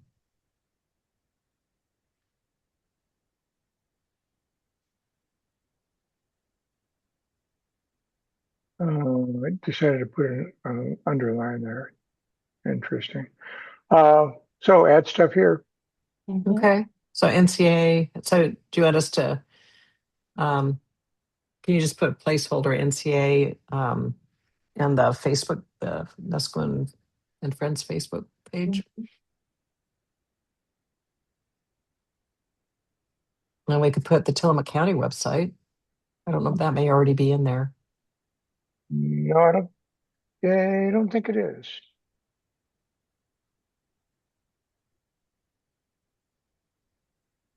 It works. Yeah, it is. Oh, it is. Okay, good. Good. And that website has links to all the other community advisory, citizen advisory committee. So we don't need to do that. On line 8, I think we might want to say Facebook, Nesquin and Friends. Yeah, we'll make it right. Yeah.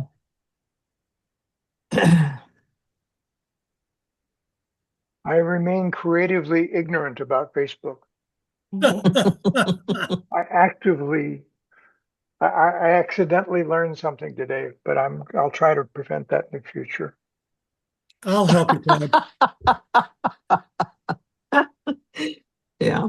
If I don't know about it, I can't use it, and I can see that as being a hole that I will get sucked into.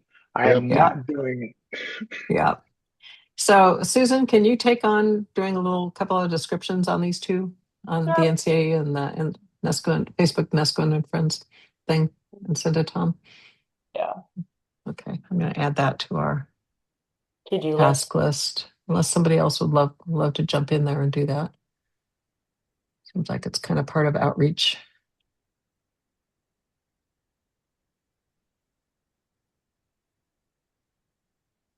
So add it in. Date. Contact.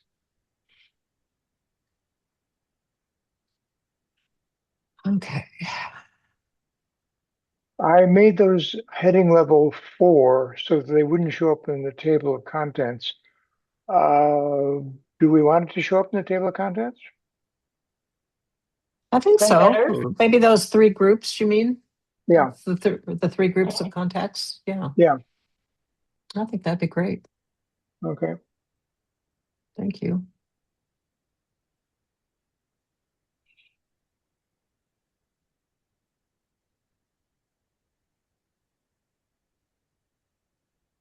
I said that with great confidence. I think it's going to do that. Okay. Okay. Do we have anything else?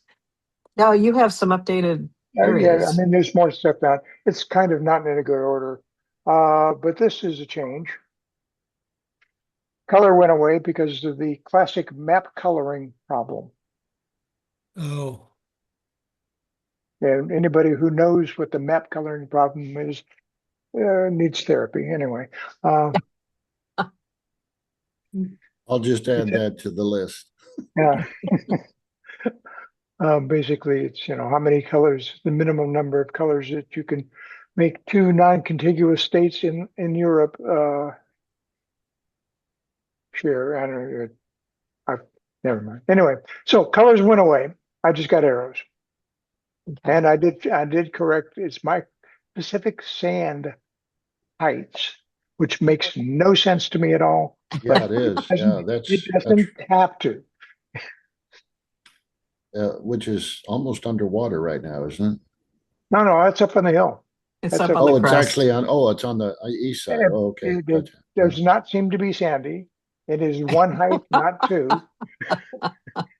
It's not on the Pacific Ocean. Other than that, I Yes. have no qualms with the name. Well, it I has think a they view of the should have Pacific called Ocean. it Pacific Sand View Heights. Yeah, that would more help. accurate. Yeah. Or Beechcrest Heights or Or, something. or- Yeah. Miss, That was how about, quite an adventure, Tom. I mean, we got such great information from Colleen. Well, Yeah. yeah, Yeah. I regret that I wasn't able to do the precision that she had in terms of the exact coordinates of the division between Beechcrest and Pacific Sand Heights. Um, that's oh actually my, one of the determinants for I can't do colors. So I take it that that'll be a future kind of a thing since the colors are so fun. No, I don't Yeah. intend to do it. The map coloring Oh. problem is you have so many contiguous and entities that you can't have different colors. You've run out of colors I see. I for see. making them differentiated. Yeah. And it is a pain. It does cost me an hour or two. Okay. And I think that it's actually a little clearer. You can kind of see the area that this is Nesco North. And this is probably Beechcrest and Pacific Sand Heights are kind of the same blob, but this is a Yeah. blob, that's a blob, that's a blob, that's a blob. So Okay. Okay, good. And then Tom will be coordinating this with also the community plan. It'll all be it's consistent. already updated. Already done, of course. Great. That was going to take me 5 minutes. Didn't. So I think Let's see these, where. I was trying to remember where we changed last time, but I think we got through this part. And then we have the ensure. So do we want to leave it like this, ensure that the minutes of that they're recorded, or do we want to say it like we did, record or ensure that they're recorded? I think they basically say the same thing from compared to the bylaws, but I don't think it matters. I think it's clear enough. This is what has to be done. Ensure that it was Right. done. They didn't Yeah. have to do it themselves. Yeah. Okay. Little simpler things. So Can we upgrade it or update approve it? Yeah. okay, People?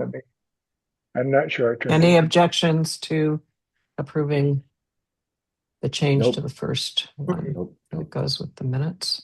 Nope. Okay, hearing none.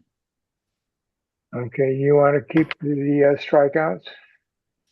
Yes.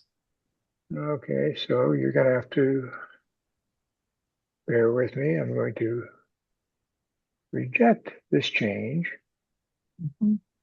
and go back through and do a line out.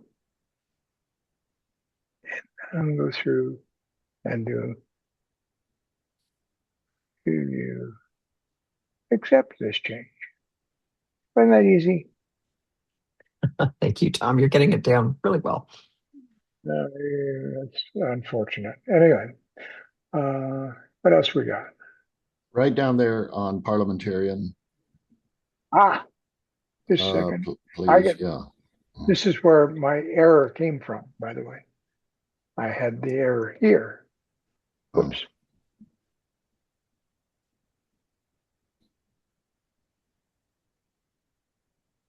Okay. Now, back up. Yes. Yes, there you go. This did not occur to me before, but that sentence 22. If either the chairperson or the parliamentarian do not finish their respective terms, a replacement parliamentarian may be appointed subject to ratification.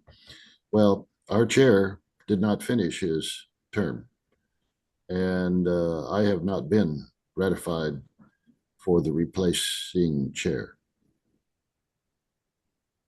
Right. So Alex is temporary chair, and I've talked to Alex about this actually, that he that he should appoint you. Good. Okay. That's a good point. Okay. That's it. That's all. I just thought it If might you be. if he wishes to, it's up to him, obviously. But he goes, oh yeah. That's right. That's He, right. but he went, oh yeah, I need to do that because I think he Yeah. left you off an email when we were talking about the rescheduling stuff, and so I Yes. Okay. asked him to Yeah, that's add good. you and Susan back on. So yeah, Okay. but yeah, and I said it's up to you, but he said, oh yeah, yeah, yeah, yeah. So he hasn't talked to you yet, but anyway, he's all over that.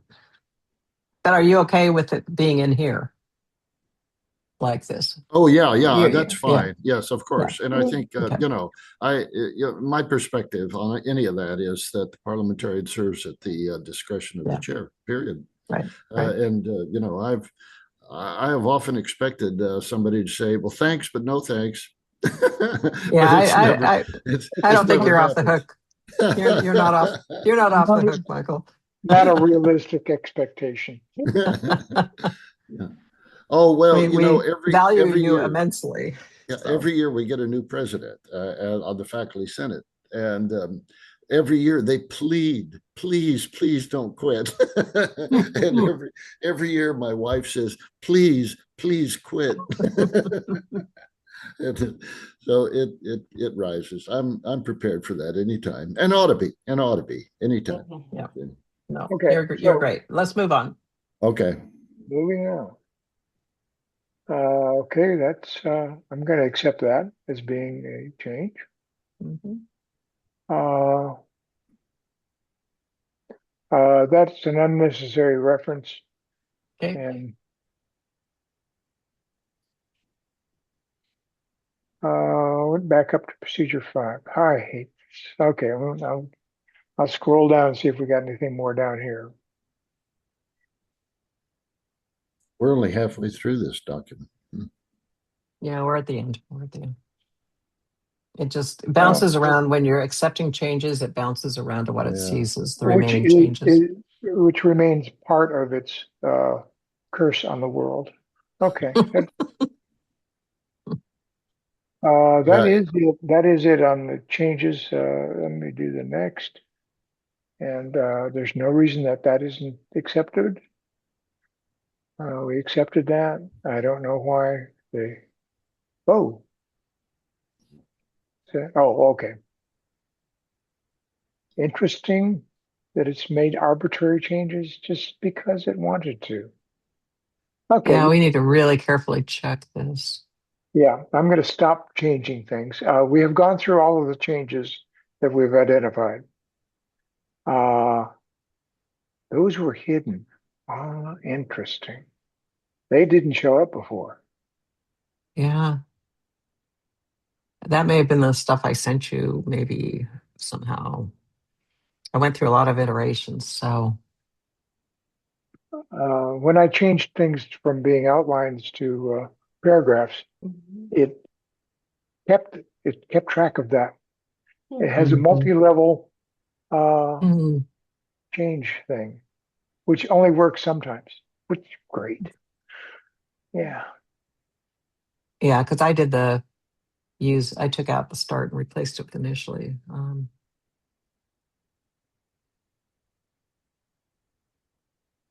I wonder if it came in as not a change. I wonder if it came in as, well. Well, you want me to delete this or not? Yes, please, because it's our stuff. It's nothing from the original document. So yeah, I think we accepted these changes just today.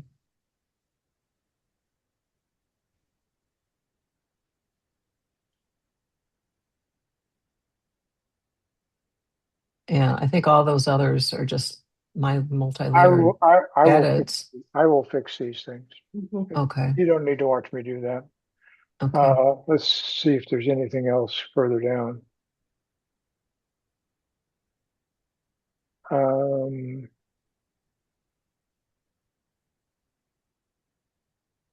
Okay.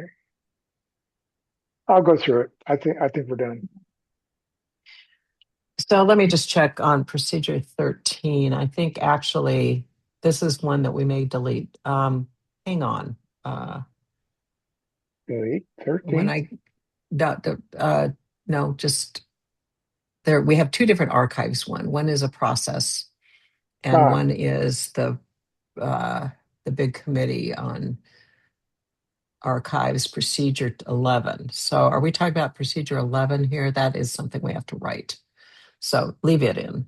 I think now it's changed to procedure 13 as she reorganized. Yeah. So I need to update that on my list. Okay. I think I'm not confused now, although I'd be confused. So yeah, I think keep it. So yeah.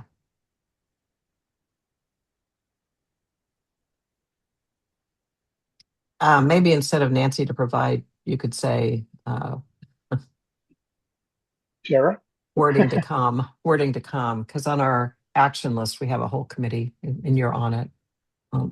So yeah, it doesn't matter though. You can leave it. It's a placeholder.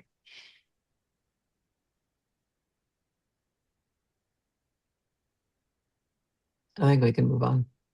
Okay, that's all the changes. I can. Oh, we good. We want to accept the parliamentarian. I assume we do. Yes. Yes.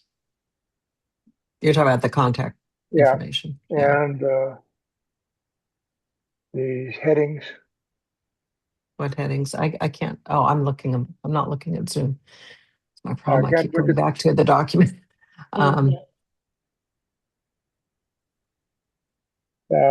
So Yes. then the other organizations and that. Mhm. Yeah, and Susan's going to get you other headings. Yeah. Okay, where is that?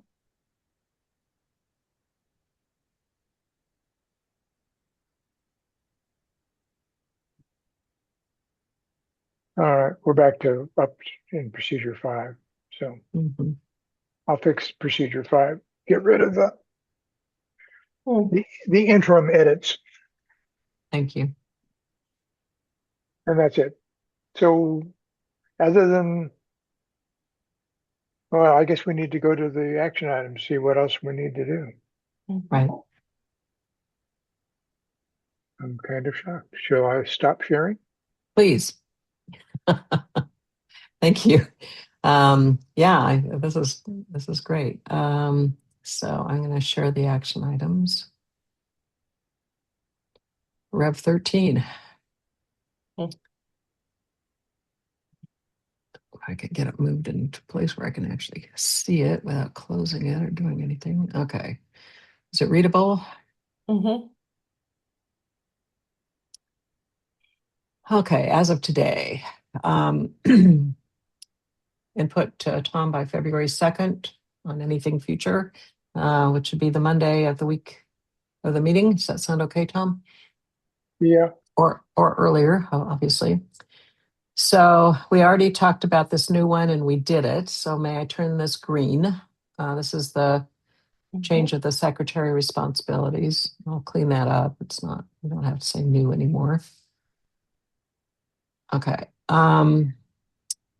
Voting. I think we have now completed this, correct? Pending, of course, county members.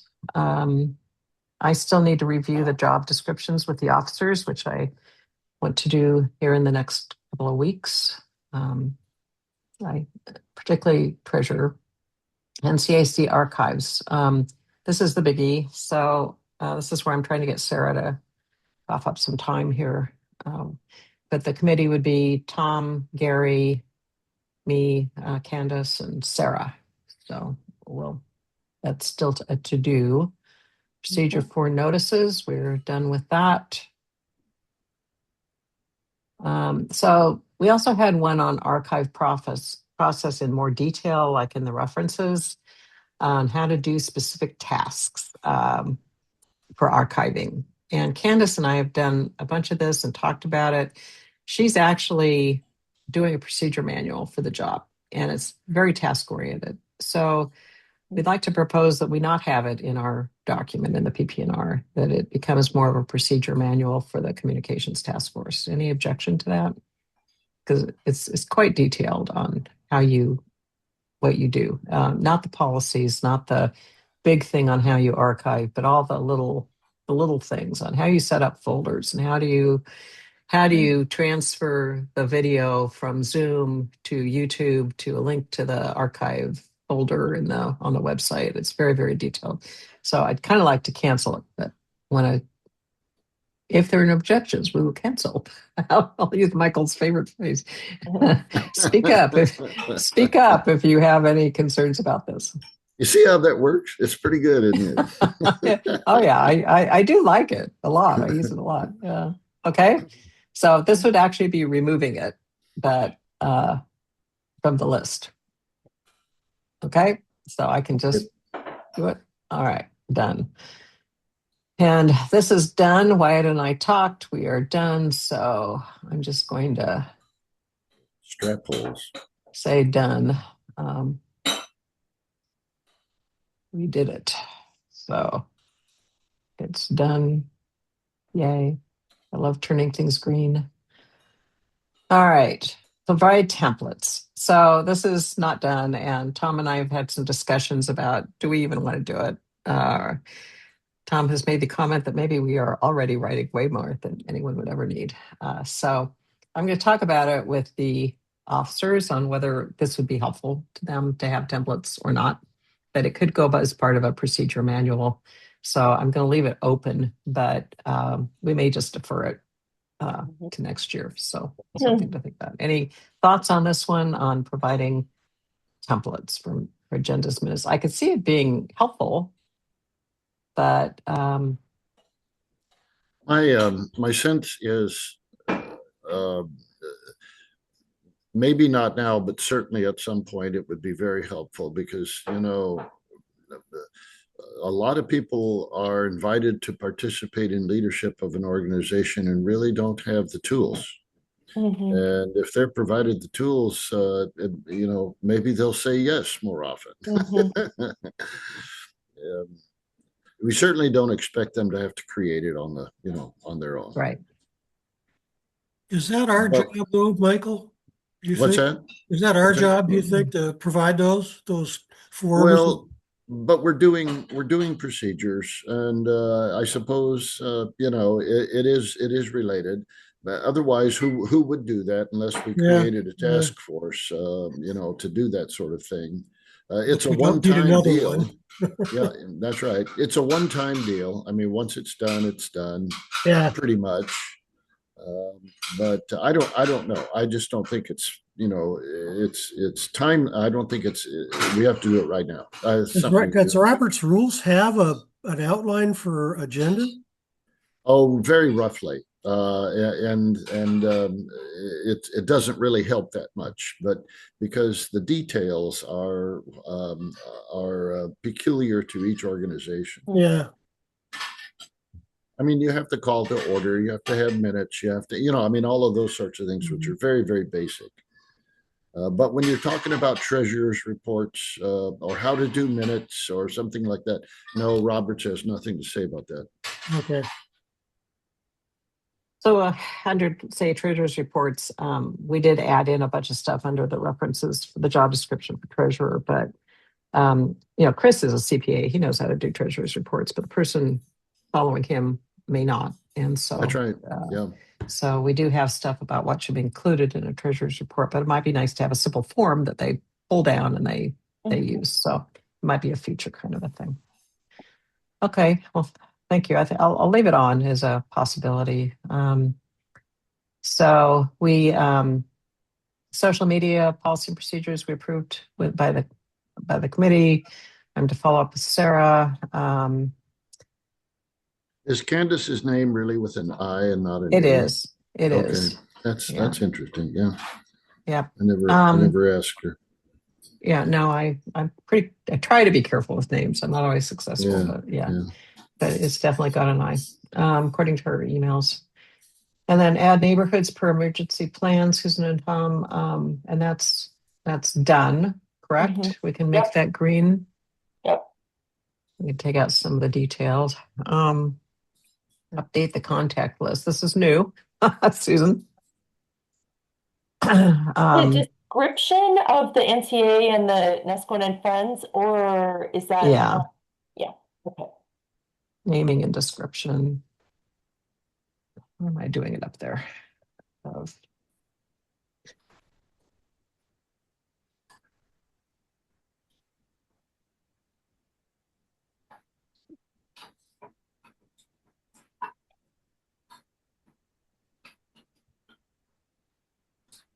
and you can do that by the 7th, or by the 1st or whatever it is, right? You could do it like this week. Yeah, yeah. I mean, I'm taking a little screenshot of that just so I remind myself. Send it to And myself right now. it's the NCA. And anything else you could think of like that, you're a really good resource for that stuff. Okay. So the rest of this is stuff we've already done. I've tried to put the green stuff at the bottom, so I'll reorder. But really, I'm not seeing a lot left. Seeing archives, possible templates. I think we're really coming down to, it's way more than we started with, but I think we're pretty good now. It's just gonna be going to cleaning up the document, and going out for feedback sessions and that kind of thing, and getting to Sarah and the lawyers. So any comments on any of this? I had one that I'll just pass on. Okay. I raised this with Nancy earlier, and as I looked over this document, it is a really great document. And then I started considering the fit for the document, and it occurred to me that we write it for two reasons. The first of which is to solve the problems of credibility that existed before, but also to give a kind of a guidance to officers and to the rest of the membership about how things are to be done. But at some point or another, we probably ought to just put in the back of our minds, not formally, that we ought to look after a year or two of if there is a matter of simplification that we could use to help people, just as a matter of review. I really like that, Wyatt, and I've kind of been thinking about the same sort of thing, but my thoughts were that future leaders of this organization, it's going to be a task for them to go through this thing. Yeah.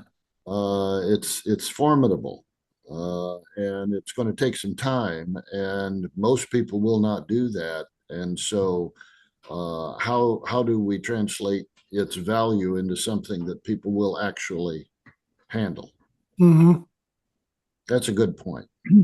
Yeah, and I think it is part of the responsibilities of each new iteration of the Bylaws Committee to do that review. Yeah. But one of the reasons I think it's important to separate the policies from the procedures is everybody should look at all of the policies. Yeah, Procedures are specific to a task you need to do. Yeah. that's good. That's good.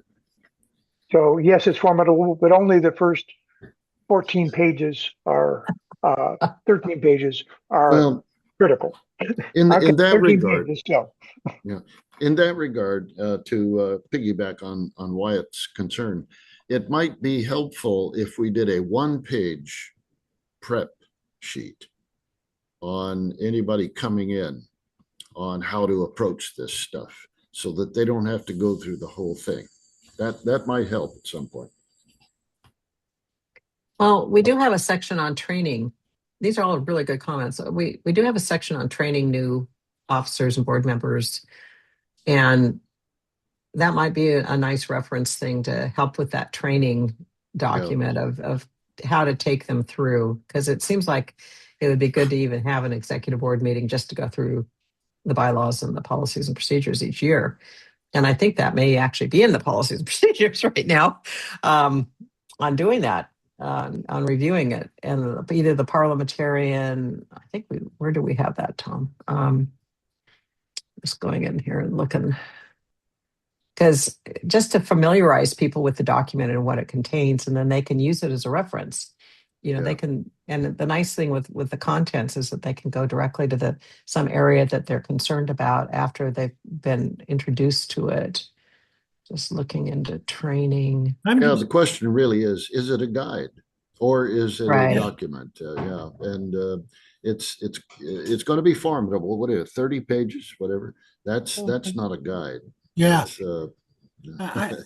I think the term guide raises in my mind a question, which is, or a comment, I guess, which is in various documents that I've read over the years that are really complicated and or really extensive. There is a informal guide to usage, which is about, maybe a half a page or a page that you just put on the top of it. Doesn't have to be approved as by anything other than our committee. And I would suggest that maybe our first task in the new year after the policies and procedures are approved is to develop something like that can just be attached to it so that the officers could say, and I think Tom's point was really well made.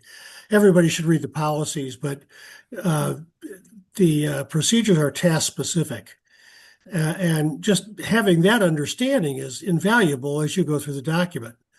And it really, I think, begs for something like that to be done. Mm-hmm.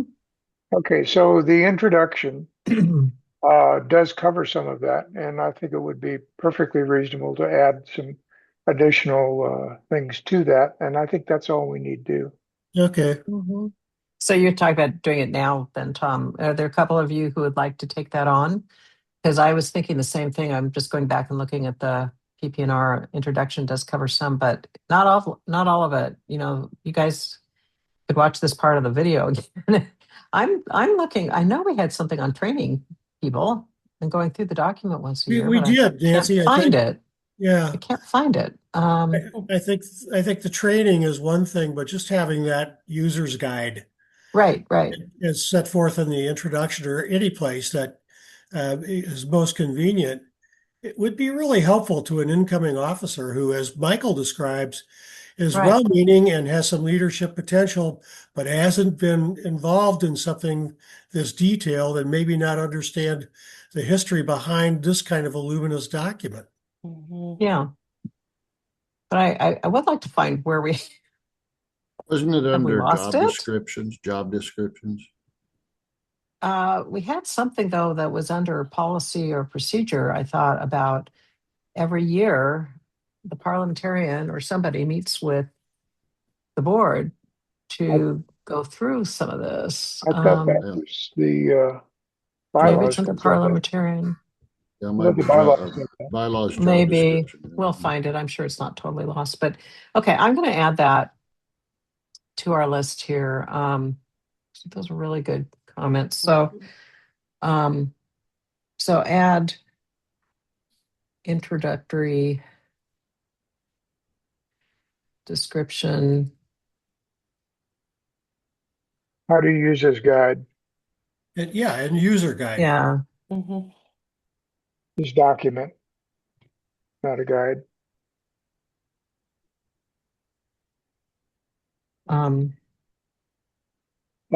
Okay, so I think I To probably the beginning. So obviously, Tom, you're going to want to handle this. Is there anyone who would like to join Tom on it?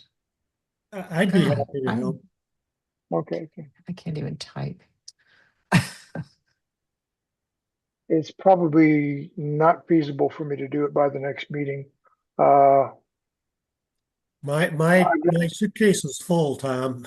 So give me 30 days and we'll jump into it.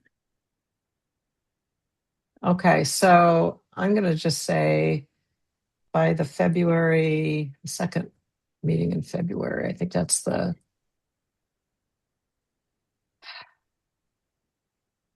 Oh, I've got it here. It's February 20. Does that sound reasonable? Yeah. For a draft?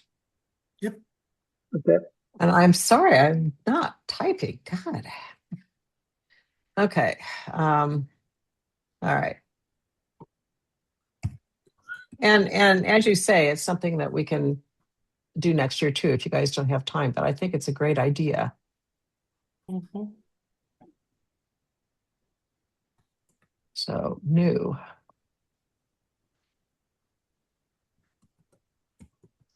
Okay, so that was a great discussion. Anyone else have anything that they would like to bring up for our action item list?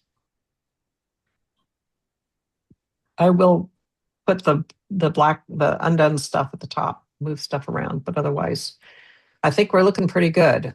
So I'm going to stop sharing that and like to go back to the agenda quickly. So feedback session planning.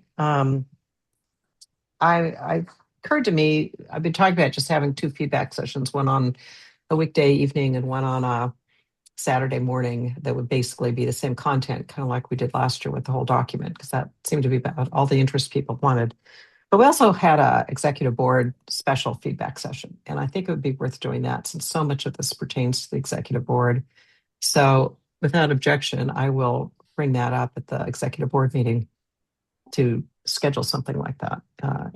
Because I think there's a lot that we need their input on. I was going to go back to them individually on their particular job descriptions, but to go over some of these key things in the document. So any objections to including that, adding that to our schedule? And schedule wise, if I actually kind of like now that the membership meeting is going to the 7th, because we can talk about some of the key areas that we're, just briefly go through that we're changing, and then announce the feedback sessions at that meeting. So we will have a meeting before that. We're going to have a meeting on the 6th, and the membership meeting's on the 7th. But I'm thinking, Tom, this is really going to hinge on you and when you might have the document ready. But and particularly if we can get to Sarah ahead of time, that would be nice. But I'm thinking if we have our actual special membership meeting on March 14th, we could schedule feedback sessions for sometime after our February 20th meeting. And so maybe that last week in February. How does that look for Well, people? what do you want to do? Do we want to cover things just the things that have changed, or do we want to go top to bottom? And what kind of formats do you want to go follow the format that we used for the bylaws, which is go slog through paragraph by paragraph, or do we want to? What do you want? Well, I think it's up to the committee, but I think we would start with the bylaws changes because those are key and they can be pretty quick, and then we would go into the policies because those are the important things, as you just pointed out. And then we could touch on the related procedures. But I think we talk about the changes. We don't go through the whole document. Yeah, let's not slog. I agree, Tom. That was a pejorative statement, wasn't it? No, it wasn't editorial at all, but I picked up on it.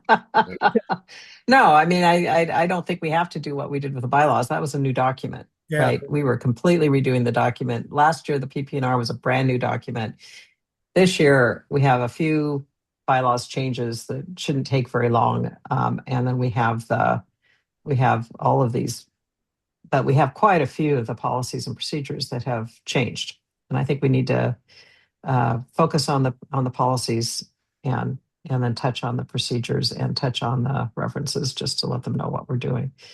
Just we can gauge the interest, right? If anybody's, I think based on what we were hearing last year, I don't think we're going to have people really questioning the detail on here at all. So the only people who might would be officers that are already existing who are going to have to deal with it so much. But that's just my thought. But everybody, please comment. Well, how do you see this going? I'm in agreement. We want to be clear enough that everybody understands, has an opportunity to ask questions, is included in the discussion, and so on. Yes, and we might simply cover titles of sections rather than content of sections, and then focus on substantive changes that we need their input on. That's, I think, an easier way for us to get through. There are going to be some people who haven't seen it before. Or at least we can expect that to occur. But it's a document that will be online and available to them so that, in the future they want to get in there and spend 2 weeks reading it. Fine. We'd love that. We'll invite them to be part of the committee next year. Yeah, that's right. Yeah. Wish we could measure that, right? But in terms of the format of the presentation, Tom, if that's what you're asking, I don't think we need to get into the nitty-gritty based on the interest level that was last year. We could have slides ready, or we could flip to the document if there were questions about specific things. But let's take voting as an example. I don't see us getting into the weeds on the voting. I think that's for the officers, particularly the chairperson. But I think we could touch on, this is what we're talking about for voting. We've provided more detail on how votes are handled, but this is what we're seeing, so far lately, that most votes are pretty much, people are in agreement, and we've provided detail. If you want to hear more, we can provide that. I think we can go through pretty quickly, I hope. Social media, I don't think people are going to care that much about. So I would hope we could keep these fairly tight. Yeah. I would mention each headings for Right. 15 or 20 seconds and move on. And if somebody has a question, fine. Now, then they can raise that. But we don't get in. You're right. The weeds. I love the weeds. No weeds, please. No weeds, no slogs. Okay, fair enough. No weeds, no slogs. Does that meet your approval, Tom? Yeah, that does. It answers my question. And I've decided that needed a title, how to use this document. And I think most of this fits with that. We just need a little bit of transition stuff. Yeah. So I think that shouldn't be that difficult to do. Good. Mm-hmm. No weeds and no slogs should actually be in the introduction to I like that. Yeah. You can drill down into the weeds and slog as much as you want. I mean, there's lots of really great information, I think, in here. But in terms of, if we go through, there's a lot of green in here, but a lot of it was expansion where we had placeholders last year, just saying we'll be providing the information on this, and now we've done that. Yeah. So, a lot of it's just in there. So, and as we went along, we found some changes, but, Yeah, there's a few things, but most of that was, we're going to do this. And we did. Right. That one's new. Right. So, okay, fair enough. I think it should go pretty well, frankly. I kind of, as we talked about last time, gone back and forth about whether we even need a special meeting, but we do. I mean, there's so much here that if anybody had concerns, it's not fair to do it in a membership meeting. And okay. The membership meeting is probably going to be fairly brief. I mean, it's just, we did this. You got any questions? Let me know. Yeah. Mm-hmm. Right. So for the board meeting, I'm going to go through some of the key things. Yeah. It'll be a little bit longer the report than it's been, which has been like 2 minutes. I think I will go through about maybe 5 to 10 minutes and talk about what we're doing, inviting them for a special meeting to talk about this in more detail, and letting them know we'll be contacting them about the job descriptions, setting up their emails, etc. So if you have anything else you'd like me to include, I think almost all of us are on the board. So you guys can chime in when we're in the meeting. So any other comments on that? We can talk about the actual membership meeting at our next meeting. So I think... regarding the membership meeting, and you probably already have this written down, but I think it's important up front to remind the members that bylaws are solid, policies are helpful, and procedures are changeable at any time. To give that level of change so that they do understand that. Sounds good. Good point. Okay, so we've gone through the action item summary. is there anything else that the committee would like to talk about before we go to public comment?